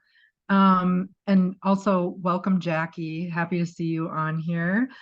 Does anybody have any other questions for Maria, Jackie, John, Pete, anybody? Yeah, real quick for the Minnesota team, that cost share fund, so tribes can access that to, basically cover their match requirement on federal grants. Can you, I guess, speak to that cost share fund in a little bit more detail in terms of how tribes can access that? Yeah, so we haven't rolled out the program yet, so we can't share all that many details. But if you just read the legislation that we are interpreting and getting ready to roll out, yes, tribes very much are intended to be a recipient of some of these funds, as reflected in the high priority given to providing tribal match by the legislative language. So yes. Gotcha. Okay. And general timing on when those rules and process might come out? I mean, just order like next year. We're hoping to, the plan is to get and we don't have dates yet, so Yeah. very broadly, Yeah. the plan is to first get these tribal, or not tribal, capacity grants, which tribal groups will be eligible out as soon as possible this fall, and then rolling out with announcements. But the program is probably on a timeline for most use to be in starting in 24 for State Competitiveness Fund. Yeah, and I'll just note a couple of things. One is that there's a couple different layers of the State Competitiveness Fund. The first, as Pete mentioned, is the capacity grants. There's also a in-house technical assistance. So it's not just the matching funds, it's technical assistance for making the federal grant, both, with the contract, but also, coming to the department. And then the other thing I will note is that if you read the legislation, it's kind of a reservation of matching funds. So the entity will, for example, let's say the tribe makes an application for a DOE program, they will receive, they've met the criteria, they let us know, they will have the funds reserved, and we don't actually grant the funds out until we have notice that they've been approved. Otherwise, if they're not approved, the hold is removed and the funds go back into the pot. So it's and also we'll note that if you look at the legislation, at least for the first tranche of State Competitiveness Fund dollars, there is a cap on the dollar amount total, so that it all doesn't go out to one big matching opportunity. So there's going to be, we're trying to spread the money out. So there's a $1 million cap for $75 million of the first 100 million. So we're trying to make sure by design, both through the priority ranking and through the structure of it, that we are maximizing federal opportunities in an equitable way. Perfect. Thank you.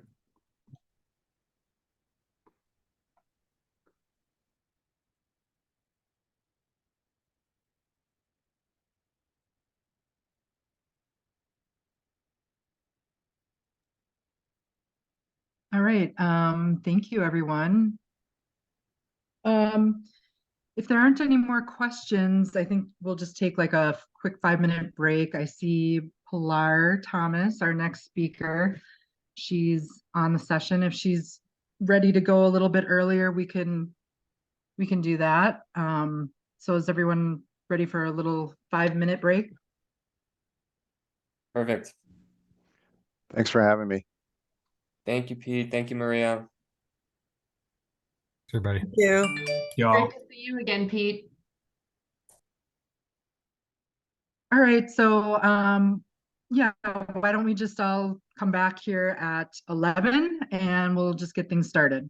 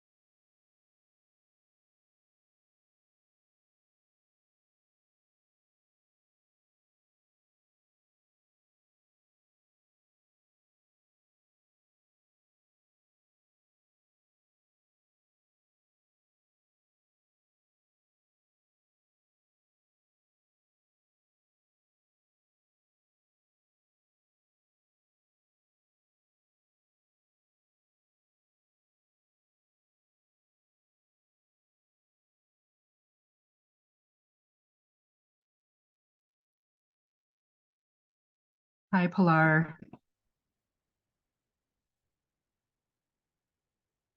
Thanks for joining us. We're just going to give people a few more, like another minute or two to come and join us for your presentation.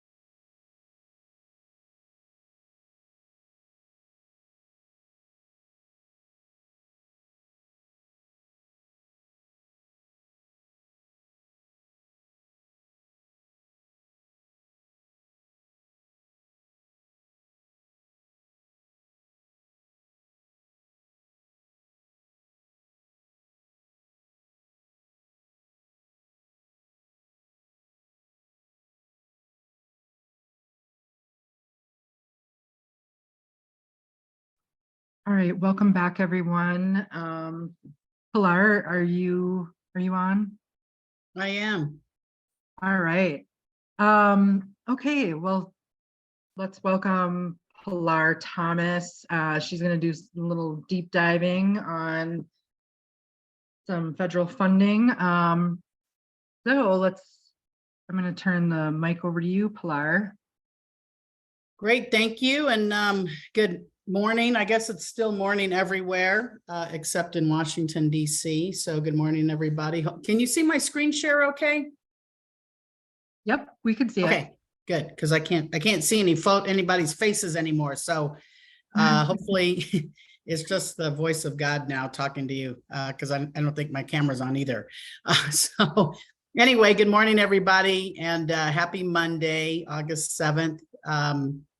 Pilar Thomas. I'm a partner with the law firm of Quarles and Brady. For those of you who don't know me, I'm based out of Tucson, Arizona, but primarily represent tribes around the country, around tribal energy development, do some assist MTERA with a lot of keeping track of what's going on in the energy space, and especially in the energy finance, energy grant space. So I'm going to run through this. I think I've got about 45 minutes. Is that right? Hopefully we won't take that long. I'm happy to answer questions as I go, or if you want to reserve them. So are you seeing the full agenda or the slide outline? We're seeing the slide, and then on the left-hand side are your notes. I think you just press slideshow. You should be good. You see that? It says Bipartisan Infrastructure Law and Inflation Reduction Act. No. No? Okay, hold on. This always happens to me. You got two screens, don't you? No, I only have one No? screen. That's what I understand. You know, it's Now I know what happens. I've got to start the slideshow. Okay, how's that? There we go. All good. Okay. All right. So I'm just let me back up a minute here and just say, I was just going to go through some of the federal funding high level. You heard some of this from the state folks on some of the federal programs they're getting and trying to leverage. Talk a little bit more about that from the tribal perspective, but I'm going to kind of combine the bipartisan infrastructure law with the Inflation Reduction Act, because that's where all the money is, including those tax credits. Of course, we always have some standing federal programs that are available annually with various levels of support from Congress through appropriation. And then I've got a couple of slides that try to reflect kind of how we can start putting all this money together, because we got some good news from Treasury on the direct pay rules. So first, just kind of, again, a combination of bipartisan infrastructure law and Inflation Reduction Act. This is by no means an exhaustive list, but it is the one I think that's most relevant to tribes and most relevant to most of the types of projects you guys are doing. Of course, there's a lot of other grant support programs, research programs around clean hydrogen, for example, with the regional hub system. There's a lot of grant money for battery processing and manufacturing.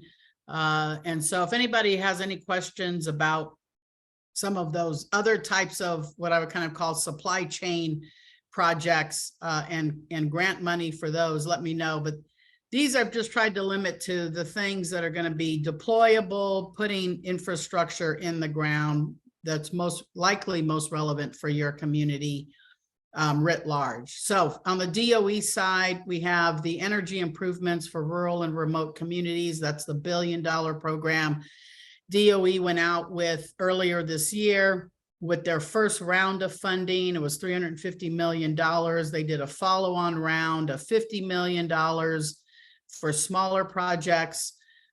They've been kind of spreading this money around a little bit through a prize competition. They just did another prize competition. So we'll see how much money there is in the future. Again, the BIL is 5-year program. So the $1 billion is a bipartisan infrastructure law. They've got 5 years to spend that money. Same with the grid resiliency program. You heard about this earlier, where right now there's about $350 million that's going to go to the tribes overall, about $4 billion to the states, pretty substantial program. On the home energy and electrification rebate programs, $225 million to tribes, $8 billion to the states between two programs, the whole home energy program and then the electrification rebate program. And as a reminder to tribes, you're eligible, of course, as the state folks were talking about, to apply to the state programs. Obviously, you got to see what each state is doing. It sounds like in Wisconsin and Minnesota, there's an effort to marry up some of the tribal programs with their programs. You see that also happening in California. The grid resiliency, for example, the state has carved out some money that the state money that they got that they want to focus on to the tribes, because the tribes of California are small and didn't get a lot of money because of the small land base. So you're starting to see a lot more partnerships between tribes and states around these different types of programs. EECBG is the Energy Efficiency Community Block Grant Program. We only got 12 million this year. 500 million went to the states or so. That's basically closed now. That was, even though that was in the bipartisan infrastructure law, it's not that much money. I think every tribe got about $10,000. So hopefully everybody went out and just got the free money and can use it. You use it for a lot of different things now, not just energy planning or actually energy efficiency. They actually allow us to use it or saying it's eligible to be used for incentive programs or rebates. So if you decided to go out and buy a whole bunch of geothermal heat pumps, you'd be able to use your EECBG money to offset the cost of those heat pumps, for example. So in addition to the DOE programs, we have Department of Interior's Tribal Home Electrification Program, 145 million there.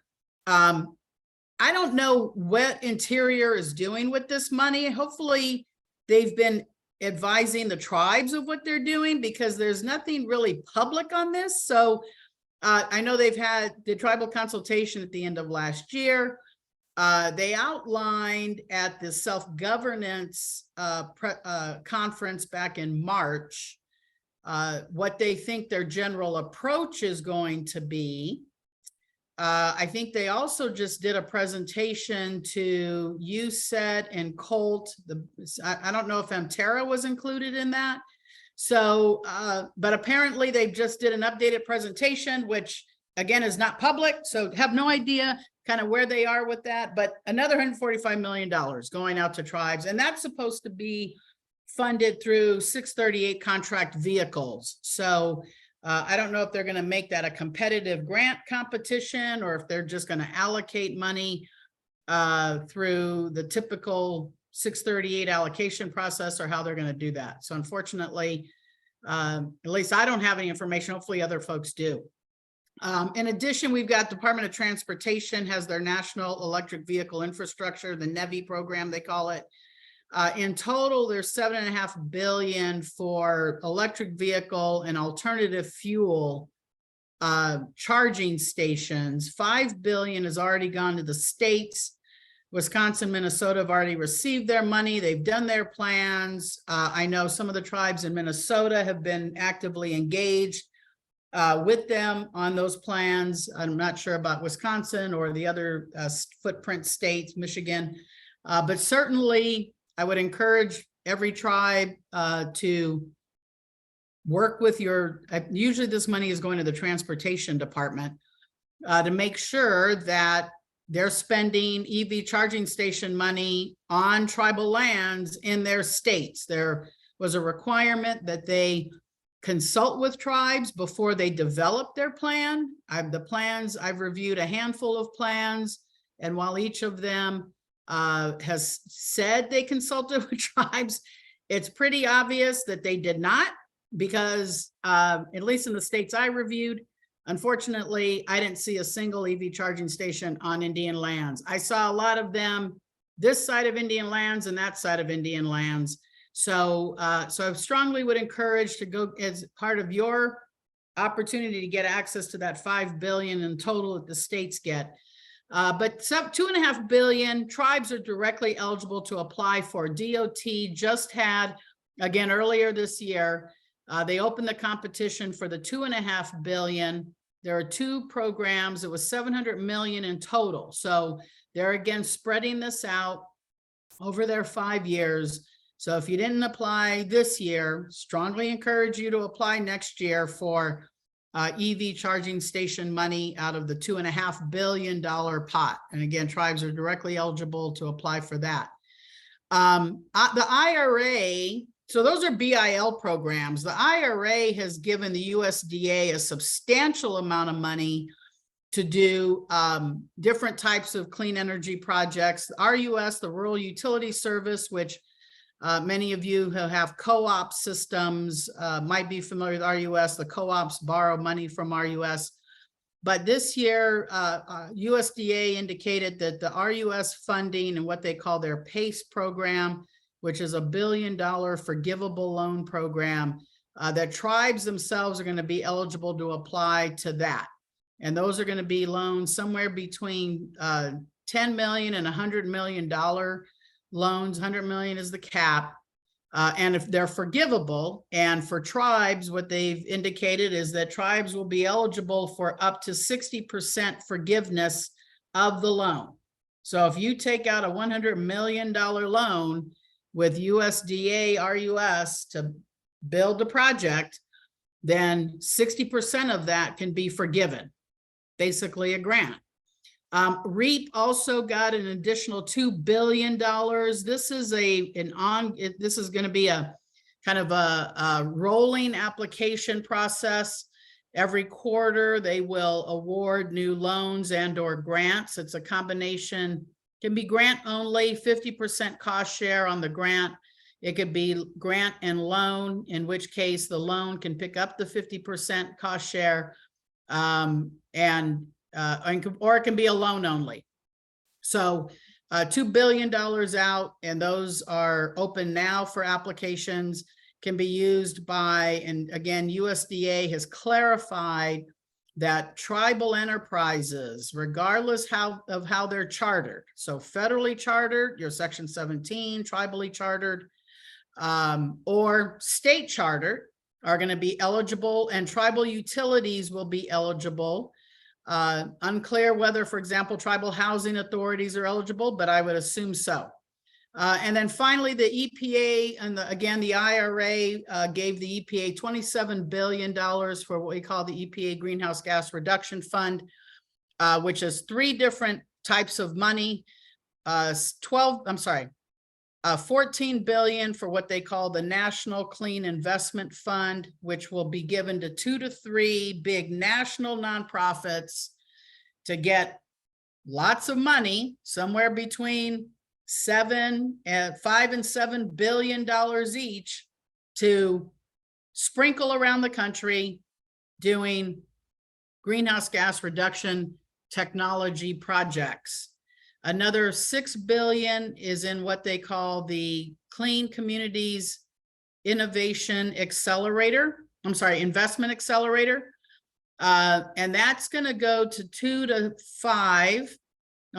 7 quote unquote hub organizations that will be able to then invest or capitalize really community lenders. And those community lenders will in turn be financing. The intent is for them to finance, again, greenhouse gas reduction technology projects. They do have priority projects, as they call them, distributed energy, which includes rooftop solar, community solar, microgrids, zero carbon emission buildings. So they want to see electrification, energy efficiency, deep building retrofits on houses, schools, community centers. And then the third area is in transportation. So electrification of the transportation sector. And so some of that $6 billion can go to electric vehicle loans or fleet electrification of your fleet or EV charging station programs, and what the EPA is characterized as clean mobility programs. So you could use it for, putting in bike lanes if you wanted to on your roads. The third area is the solar for all. So I'm going to spend a little bit more time talking about that, because this is the one tribes are directly eligible to apply for. Tribes are not eligible to apply for the other 2 programs, but they are eligible to apply for the solar for all. So this competition is $7 billion. It has a tribal set aside of up to 5 grants for programs that will serve American Indian and Alaska Native communities. Eligible to apply: tribes, intertribal consortiums or consortia, and other eligible entities can apply for the competition. Tribes mean federally recognized tribes, so not ISDEAA defined tribes, but federally recognized tribes. Intertribal consortium is a group of federally recognized tribes that have agreed to join. Doesn't have to be a formal organization, but it can be. And then the eligible entities are defined under the statute, but EPA has added a caveat to that these eligible entities for this program, this tribal set aside, have to have quote unquote tribal leadership. So the eligible entity has the CEO, that they don't define tribal leadership. So unclear whether that means, any tribal member or the chairman or council members or what have you. Unfortunately, again, they've caveated this eligible entity to require either tribal leadership as CEO or COO or on the board. And so the definition of eligible entity, for example, includes Native CDFIs. These are entities that are nonprofit, invest or lend money into projects, are funded by public or charitable contributions, and are non-depository. So from a tribal perspective, that could be, again, Native CDFIs or others, but again, they've caveated the limitation. any of these entities can serve as the lead for a coalition of entities. So you can put together a single application, submit it, or you can put together a coalition application. And the coalition can be made up of other governmental entities, nonprofits, and not C4s or C6s, only C3s, and higher education institutions. So if a intertribal consortium wanted to apply and submit a coalition application, it could bring on other tribes, other states, governmental entities. It could bring on nonprofits that are in this space and higher education institutions, your universities or your community colleges. And each coalition member is working to deploy the program. One thing you cannot include in this coalition of entities is consultants or for-profit entities. So not that they don't have a role, but they don't have a role as a coalition partner. Now, grants are going to be somewhere between 25 million minimum, 400 million maximum, basically based on the total number of households that you intend to cover by the program. Funding can be used for 3 types of activities: financial assistance, which is subgrants, rebates, incentive subsidies, or loans. And at least 65% of the grant for the tribal program has to go to financial assistance. There's also project deployment technical assistance. These are the kinds of TA that can be provided. And this is where, for example, your coalition members will come in. So you might have a coalition member, a nonprofit that does workforce training and development. So they would get some portion of your grant to deploy workforce training and development. You have customer outreach and education. That could be to tribal leadership. That could be to tribal members. Project deployment assistance, if you need help with siting, permitting, or interconnection support. And utility coordination. If you're not sure how to talk to your utility, then you can get technical assistance for that. And again, a coalition member can assist you. And then finally, project admin, which is the overhead, right? The intertribal org or the consortium or the tribe, if it's a tribe directly, gets to pull some money aside for admin. So between TA and admin, that's the other 35%.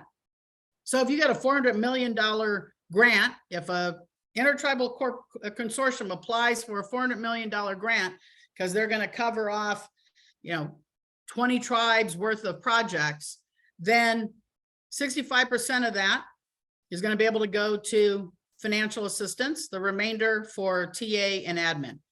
But the projects are limited to residential rooftop solar or community solar only, and that benefit low-income residents only.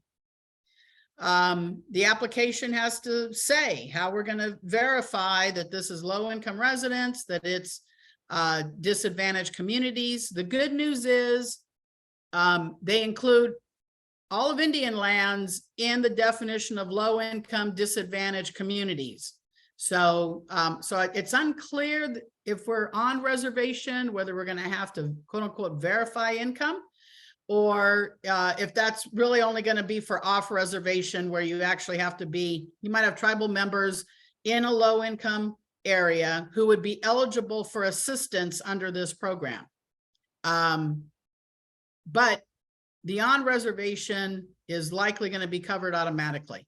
Funds can be used for other enhancements. So it's not just the rooftop. You can fix the roof. You can upgrade your electric box or wiring, and you can do other energy efficiency projects with this money as well. But everything has to be tied to a PV system install. There has to be meaningful benefits, and we have to deploy the funding, expend all the funds within 5 years, starting in July of next year. So here's an example of what a coalition might look like. And this is taken from the Native CDFI Network white paper that was produced and published last week, week before last. So as an example, in your intertribal consortium, that's the applicant. And then you might have as your coalition members, a tribal nation, another tribal nation, a native nonprofit, and a native CDFI. And so you might have, and native CDFI is bringing more money to the table, right? Because the native CDFIs are going after the CCIA money, the $6 billion. Over there, they get $10 million in capitalization funds if they join a community lender network. So they're already going to have $10 million of money to lend. And as we know, we're going to have to borrow the money before we build the projects. So we've got ways to now start to bring these projects and these funding sources together.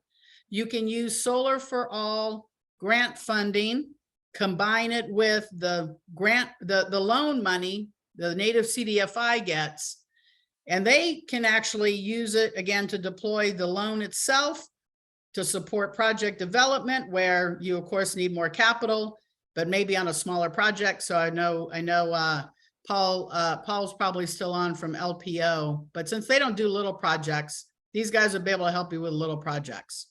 So this is how this might, kind of an idea of how this might work together. Of course, if you had a university in here providing workforce development, if you had another nonprofit providing workforce development, if you had a nonprofit providing technical assistance, those would be part of this circle as well. Okay, quickly, some other federal programs. These are the standing programs, the Office of Indian Energy, of course, the Weatherization Assistance Program through DOE, the REAP program in its standard program. Again, they got $2 billion for the next couple of years, and then it'll probably go back to the 100 million that they typically get. There's a Rural Energy Savings Program, which is a re-lending program through rural utilities, usually the co-ops, who borrow money from USDA, re-lend it to their ratepayers, i.e. you and or your tribal members, to do energy efficiency upgrades. This is another form of capital for especially energy efficiency. ICDBG, HUD is out right now with their ICDBG program, $75 million. And they've added carbon reduction activities to the permitted activities around home improvements or community facility improvements or community facility development. So, and then COVID, I remember HUD put out $100 million to 100 tribes who got $1 million each to do energy efficiency upgrades to their homes because we were in COVID and we're all stuck inside the house. We also can leverage LIHEAP money. Not sure how many folks in MTERA have LIHEAP. And then finally, USDA's Economic Development Administration, their public works program will finance the construction of energy projects.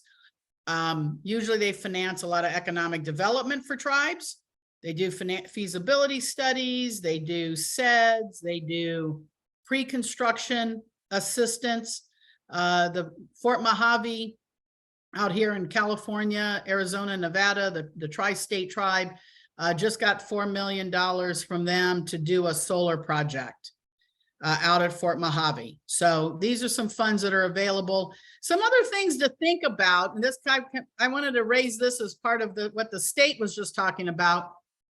You know, they're bulk purchase buyer cooperatives. I think they're pretty well established in the upper Midwest. GSA itself has developed and is further developing out how it wants to work with tribes around supply. And as an example, President Biden just issued his executive order earlier this year around climate mitigation, sustainability for the federal government. And part of what he is requiring is federal agencies to buy more energy efficiency products, more energy efficient products, to deploy as much clean energy, use more clean energy. The RPS that they had from the 2005 Act went from 7.5%. Now it's up to over 50%. So GSA, for example, is working with DOE to figure out how to buy more power from tribes. But they have this massive supply schedule. You can go onto the GSA supply schedule today and buy solar panels from GSA today at GSA prices, which is substantially less than what everybody else is charging. So these are another forms of funding and support. And then again, state and utility incentives between utility rebates, state rebates, partnering up with the states around the federal money they get or their own money. Minnesota just passed a law. They're putting what, $300 million into smaller community distributed energy type project. Is it that much? Maybe it's less.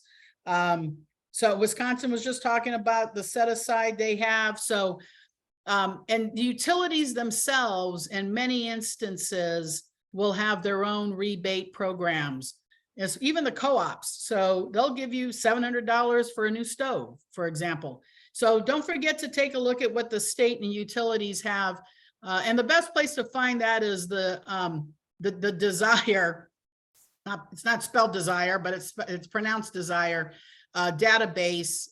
For those of you who aren't familiar, I'm happy to send that link over. But that gives you a rundown by state of all the different programs that are supporting renewable energy deployment or energy efficiency deployment at the state level. It includes some of the federal programs, but more importantly, it has all the state programs. All right, let me turn to the tax credits and our benefits. So it was just mentioned earlier about the IRA tax credit and benefits. These again are three of the most relevant, if you will, and would align with the grants that we're talking about. So solar, wind, geothermal, microgrid, storage, and interconnection. Now, storage and interconnection explicitly included now. Microgrid controllers explicitly included now. 30 to 70% of the project cost depends on whether you meet all of the requirements for the percentages. So 30% for prevailing market wage, 10% if you meet domestic content, another 10% if you're an energy community. I encourage you to look on the map at DOE to determine if you are an energy community. Another 10% if you're low income or on Indian lands, if you qualify for the allocation, the bonus credit allocation, or another 20% for low income housing or tribal housing. Again, if you qualify for the allocation, you apply and qualify for the allocation. So you can get anywhere from the minimum actually is 6%, but almost everybody's going to make 30. So it's 30 to 70%. We get this through direct pay where we get a payment equal to the dollar amount of the tax credit. And as the IRS has now told us in the direct pay proposed rules, we can combine these tax credits with grants. Transportation tax credits, we get 30% of the cost of an electric vehicle, commercial vehicle, somewhere between $7,500 and $40,000 max, depends on weight. And 30% of our EV charging station costs, $100,000 max. On the residential side, your tribal members are eligible, homeowners are eligible for their own tax credits. So they can get 30% for renewable energy generation and storage. They get somewhere between $1,600 and $2,000 tax credit for certain efficiency and electrification technologies. And again, this can be combined with grants and other incentives. So quickly on the low income bonus credit program, this is 5 megawatts or less, solar, wind only. So no geothermal, no hydrogen, no nothing, just solar and wind. Storage if it's attached, connected with the solar and wind. There's a 1.8 gigawatt allocation per year for 10 years. 200 right now, Treasury that has designed the rule for 2 years, and that's just because the tax credits themselves are going to change at the end of 2025. So we have 200 megawatts that has actually been allocated to Indian land projects. So of the 1.8 gigawatts, 200 megawatts allocated to projects located on Indian lands. That's where you get your 10% tax credit increase. Another 200 megawatts is allocated in total to low-income housing across the country. That includes tribal housing programs. That's where you get your 20% tax credit. The remainder is allocated to low-income communities or low-income economic development projects. You have to apply for the allocation. All we know right now is in the first year, there's going to be a 60-day window to apply. No idea when that's going to open, hopefully sometime soon. your application will be processed, it'll be vetted by DOE, and you will get your allocation up to 5 megawatts. So whatever size project you put in for, 5 megawatts or less, that's what your allocation will be if you get it. Tribes, tribal enterprises, as long as they're majority owned, and this entity they call qualified renewable energy orgs, also majority owned by tribes, can be majority owned by a tribe, are eligible to apply and own. If they own the project, they get a priority in the allocation application process. But it's generally limited to rooftop and community solar, maybe community wind, although that's harder to do. And it must benefit low-income households primarily through bill reduction, but can also be through other amenities that you provide to your tribal members. So we're waiting for final rule on this program. Treasury went out with a proposed rule earlier this year. They did tribal consultation. Comments were due at the end of June. Several of the MTERA tribes, I think, submitted comments on this.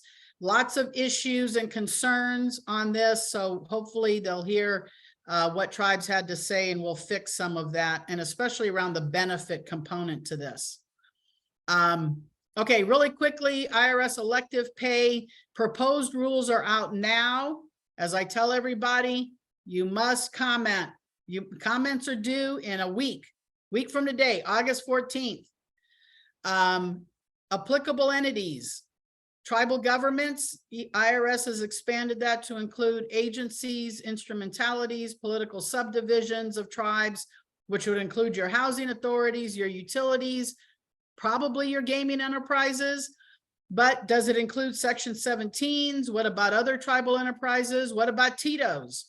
So tribal energy development organizations. So Treasury is taking comment on that explicitly. What other types of tribal entities should be covered under applicable entity?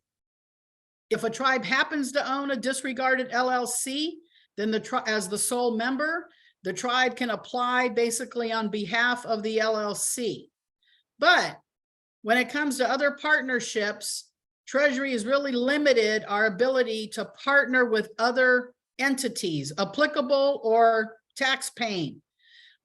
So they've said, well, you can do unincorporated joint operating agreements or tenancy in common. If anybody knows what those are, kudos to you. Nobody else knows what those are because we don't do those. And I don't even think tenancy in commons can be done on tribal lands, but it depends on how you structure it. Problem is, can't do any formal partnerships. They didn't answer the question, though, of whether we could do special purpose entity LLCs, where we have multiple owners, as exists in the current renewable energy space. And they haven't said anything about intergovernmental agencies. So what if your tribe wanted to join with your county and go in on a project, or you wanted to join with your state and go in on a project? Joint power authorities are called different things in different places. They don't say anything about that. So this, I think, should be an area for tribes to consider commenting on their ability to join forces with other people who will co-own or co-develop the project with them, or other tribes. According to this, we can't even join with other tribes. So, so we pay attention. I think pay close attention. This is a huge challenge, especially if we're trying to do bigger projects, and we need to bring in people who know what they're doing, because we don't. Let's be honest, we don't know how to develop a 500 megawatt solar project, but we can own it. We could co-own it, and we need somebody else to come in and help us do it, and we need to join with them to do that. We need to be able to do that. We can, again, stack our grants and our tax credits, but that cannot exceed the total cost of the project. Right now, Treasury has said that includes federal, state, and charitable grants. Obviously, if you're working with the state and you want to try and get some of their free money, that's great. You can stack it. If you're trying to stack it with federal money, you can certainly do that. But you can't exceed the total cost of the project if you're also trying to layer on tax credits. And I'll show you an example in just a minute. And then we have to do pre-filing registration. At minimum, the entity, the tribe or tribal enterprise or whoever, tribal entity, and registration for every project. Right now, there's minimal project information required: name, location of project, estimated tax credit, estimated grants. And the timing of the filing is the big question. When is that? When do I have to file that? Is it after the project is completed? Can I file it before the project is completed? It has to be filed, though, before you file your tax return. So now we're going to have to file tax returns for 990T. Again, this might be an area where tribes want to comment. Take a look at the 990T, have your financial people look at the 990T. I know none of us are used to filing tax returns for the tribal government. The 990T is a 2-page document of which it appears only 4 lines are going to have to be completed. So, one idea is to say, don't make us fill this out. Do a simple form for us, call it a 990G, and only include the lines that we need to fill out. Don't make us try and figure out whether we need to fill out any other lines. We want this to be as simple as your financial people. Otherwise, you're likely going to have to hire tax accountants to file this document for you. And you want to minimize, of course, those costs, although tax credits are free, so maybe it's worth it. All right, so just a couple of quick examples of putting this all together. I didn't include energy community percentage in here because unfortunately most tribes are not in an energy community. So, but just you can do the math beyond this if you wanted to. So if you did a community wind or storage less than 5 megawatts, let's call that a $15 million project.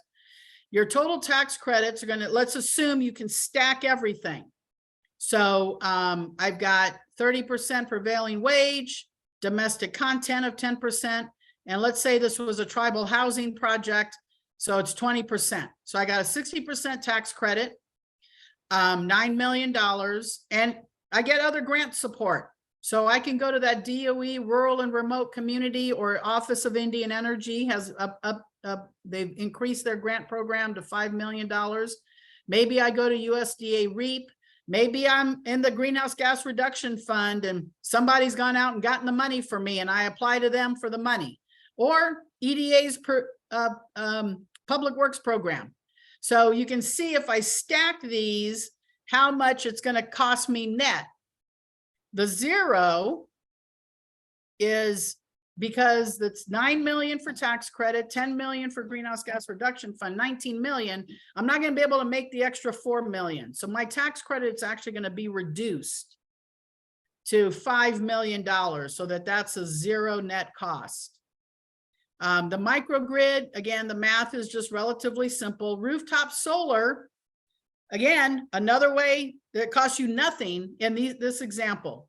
If you use ICDBG, which is actually $1 million to $2 million, again, go back to the Office of Indian Energy, the Greenhouse Gas Reduction Fund, Solar for All gets you $2 million, let's say. So now you've paid zero for your $2 million rooftop solar project. And then on the commercial side, let's call that a 50 megawatt solar project, $100 million. 40% tax credit, because you're not going to get any of the bonus credits because it's too big. But you go to DOE's rural and remote, their grant program was between 10 and $100 million.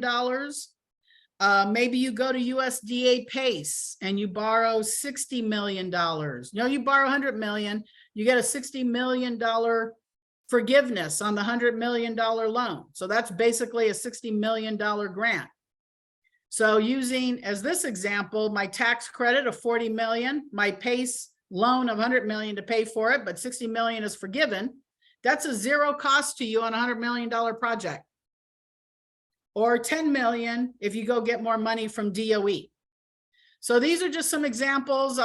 Everybody will get a copy of this. I won't work through this. And then I just tried to, the lawyer that I am, tried to do a little bit of a capital stack. I don't show the commercial vehicle, but you can see how a good amount of everything is going to be covered by tax credits and grants if you apply for the grants. If not, then everything that's red gets covered by either cash or a loan. And again, if the loan is a PACE loan and it's forgivable, that acts like a grant. Or if it's a low cost loan, that's going to be important. Or It's an outside investment from somebody. And you get away with it. Okay, with that, I am happy to answer any other questions.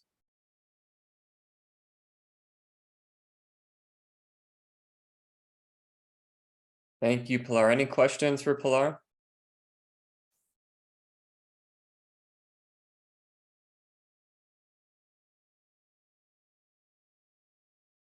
So Pilar, with the eligibility on the solar for all, does that mean Grid Alternatives is not eligible?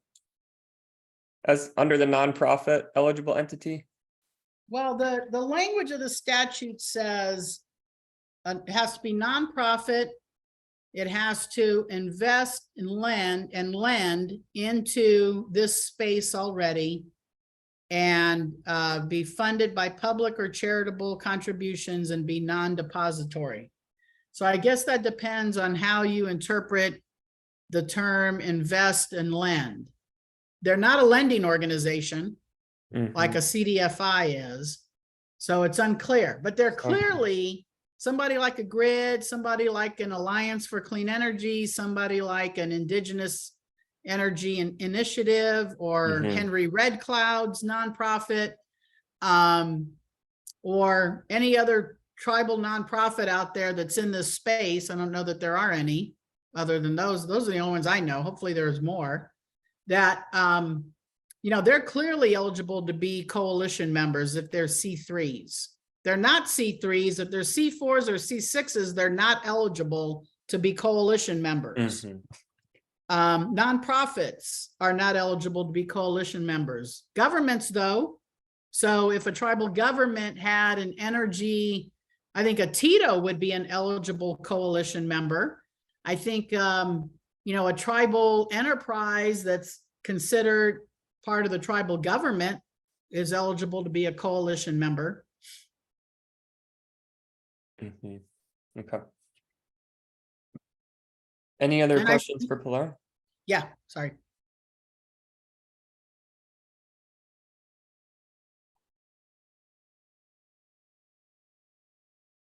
Sarah Smith is clapping for you. Well, thank you so I much. I meant to ask a question. Was that you raising your hand? Could you go over that part again about the rooftop solar? You said if it's available for all tribal member homes, or only low income, or only low income homes. The Solar for All program? Yeah. Yeah, so the Greenhouse Gas Reduction Fund requires that the statute itself says $7 billion to state, tribes, municipalities, and quote unquote other eligible entities to deploy grant technical or financial assistance in, they characterize it in the statute as low income and disadvantaged communities. The EPA has defined that term, low income and disadvantaged communities, to be communities identified by census, low income census tract, by the Council for Environmental Quality, CEQ, did a disadvantaged community screen, an EJ/disadvantaged community screen. EPA has an EJ screen, and then they said, and tribal communities, tribal lands. So all of those screens and that designation fall up under the definition now from the EPA perspective of low income and disadvantaged communities. So tribal reservation lands, trust lands, allotted lands are going to be automatically included in that designation. And all of the $7 billion has to be spent there.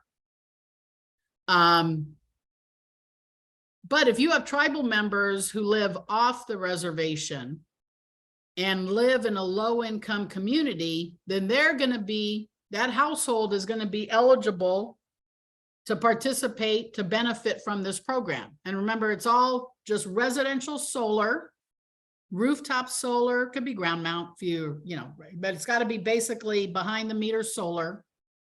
or it can be community solar as long as at least 50% of the benefits go towards low-income residents. So if you have tribal members who live off the reservation, but can subscribe to a community solar project, then that would be, they would be eligible in that way.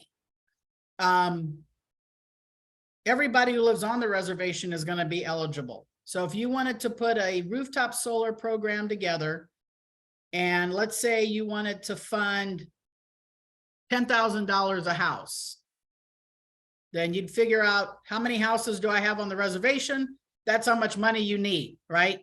And along with that would be technical assistance on the side to help with maybe workforce development, other technical issues, permitting, interconnection issues, working with your utility, right? No utility is going to let everybody put rooftop solar on. So you got to figure out with the utility, if the tribe doesn't have the capacity to do that, the technical assistance money available in Solar for All can be used for that. And then you put your program together, and that's how you're going to be able to do that. And then if you have, again, tribal members who are off the reservation, but who want to apply, the tribe itself can try and support them. Again, as long as they're in low-income communities, when they're off the reservation, they have to be in low-income communities or disadvantaged communities as defined by EPA. So that's the difference between kind of on tribal lands automatically covered, off tribal lands have to meet the geographic requirements. Thank you. Any other questions for Pilar?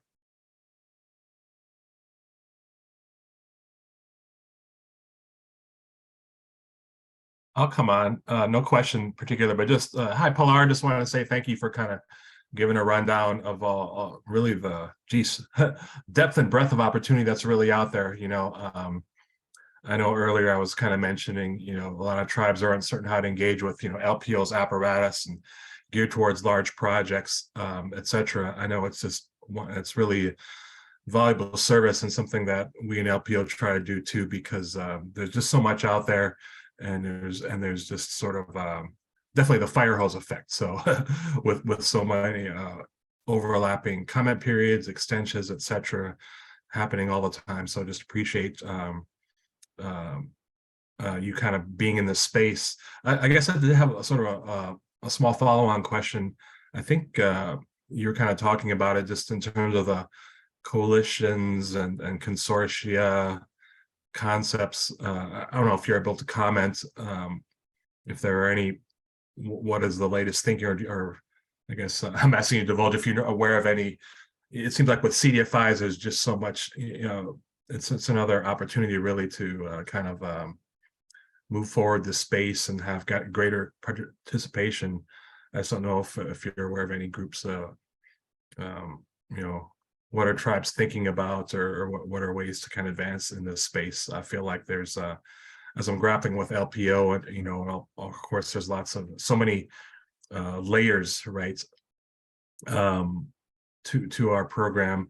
I'm just kind of like really searching out any kind of leading edge concepts, right, that can help really us as LPO utilizing that $20 billion in lending authority for tribes. I'll just leave it at that. If you're aware of any, like, what are the ideas? I know you put some of them out there, but anything that you're aware of. And thanks. Yeah, thanks. I mean, I think, you know, the bottom line is once you start talking about some real money, and I think obviously every grant program is different. But for those of us who are, you know, playing around in the DOE space, for example, these are, first of all, most likely reimbursable grants, which of course means you have to pay for what you do before you go get your money back from them. And in the rural and remote program, it's actually cooperative agreements. So you're kind of getting nickel and dimed, if you will, by DOE with respect to the money. Nobody's giving you a $5 million check from DOE. Office of Indian Energy doesn't do that. The other offices don't do that. They give you reimbursable grants. So you got to spend 5 million before you get 5 million back from them. So if you're talking about a $35 million microgrid or a $100 million solar project, you know, you've got to pay for it before you build it, even if you're going to have some of that cost offset by grants. And the tax credits, you don't get your payment until after you file your tax return. So if you have a tax return due date of it's like 5 months after the end of your at the end of your tax year, which for most tribes is going to be their fiscal year. So let's call that September. So you got to file your tax return within 5 months, and only then will you then get paid. Well, if you put a project into operation, right, you got to put it in operation, which means you have to build it, which means you need the money to do that. So I think there's opportunities to take a look at, especially the loan programs out of the federal government, direct or loan guarantees are a pain in the ass, but direct certainly, just because it's cheap money, usually no prepayment penalty, and it may well be worth it, especially if you know you're going to have some costs left over that are not going to be covered by the grant and the credits. So you've still got another $10 million left, let's say, depending on whether you qualify for all the tax credits and how much the thing costs in total and whether you get any grants. So you may as well be looking at programs like either the PACE program at USDA or the Tribal Energy Loan Guarantee Program, because it's a direct loan program to help you build the project in the first place, and then you pay down the loan when you get your grant money and when you get your tax credit. And if you have money left over that you owe, well, that's less money you got to pay back. And if you don't have any money left over, then you got it for free. So I think there's certainly a huge role for upfront, call it bridge capital, construction capital to play. And again, depending on the program, you know, if you're in a Solar for All program or one of the other greenhouse gas reduction fund programs, you're going to be able to get some technical assistance on some of that project development work, but it's going to be limited to the projects you can do. The bigger projects, hard to get money for project development, right? There's no grants for project development. There's no real technical assistance for project development. So you're going to have to fund that yourself, pay for that yourself. And, you know, you're going to have to try and figure out, and again, low cost loan programs are right now, it's better than going to B of A is going to charge you 20%. Yeah, we're Treasury plus 100 basis points plus 1%. So I Yeah, just so that's checked like 4% or something. Right. Well, I think Treasury just went up to 5.5% last week or something. I had to go check this myself because I'm need to be fluent on that. But yeah, definitely cheaper than the B of A's. And like Jigger says, LPO we're kind of intentionally in that space. You know, the bridge to bankability consists of getting us, you know, where the B of A's and the Goldman Sachs's are really where they aren't, where they're too lazy to do the due diligence. We are that partner. Well, and most, I mean, listen, the bottom line is development capital is expensive for a reason, because it's the riskiest part of the project. And you've got to spend enough money to figure out whether you actually have a project. And, you know, you may or may not. And who's going to fund that? And right now, the tribes have to fund it themselves because there's no grant money out there for this. Again, there's loan money. If you wanted to go borrow money from B of A or Paul or Jigger, but it's a challenge. And then you've got to figure out how you're going to, you know, recoup or buy down the cost of those loans. The other way, of course, hopefully buying down the cost of the loan is through saving more money than it cost you to borrow. And as I like to remind people, What's the difference between sending money to the bank and sending money to the utility company? Well, when you're done paying off your loan, you're done paying off your loan. So unfortunately, I know there's and I call it an allergy to borrowing by tribes, but it's nonsensical, frankly. Because if you're going to send on a tribal member basis, so if you're going to send $200 a month to your utility company, when you could be sending them $100 a month or $50 a month, or in my case, $20 a month. I'm in Tucson, Arizona. My rooftop solar, my bill was $20 last month. Hottest month on record. And my bill was $20. Could have been $400 because my neighbors were all crying around about how they got their electric bill from TEP, and it was double the cost, they said. So that's the kind of cost avoidance that we all know many of these projects can do, and they pay for themselves very quickly. And then our reduced energy costs are permanent. And all that money that we're saving, frankly, all the money we're saving our tribal members, that flows directly into their bottom line, into their household savings, is just as critical, if not more critical, than a tribal government trying to save its money.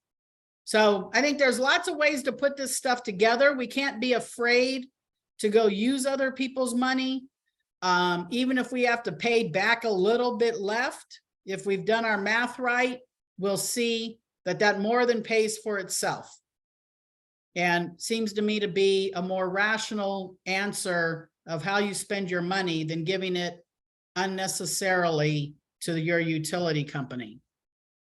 So that's my soapbox on that.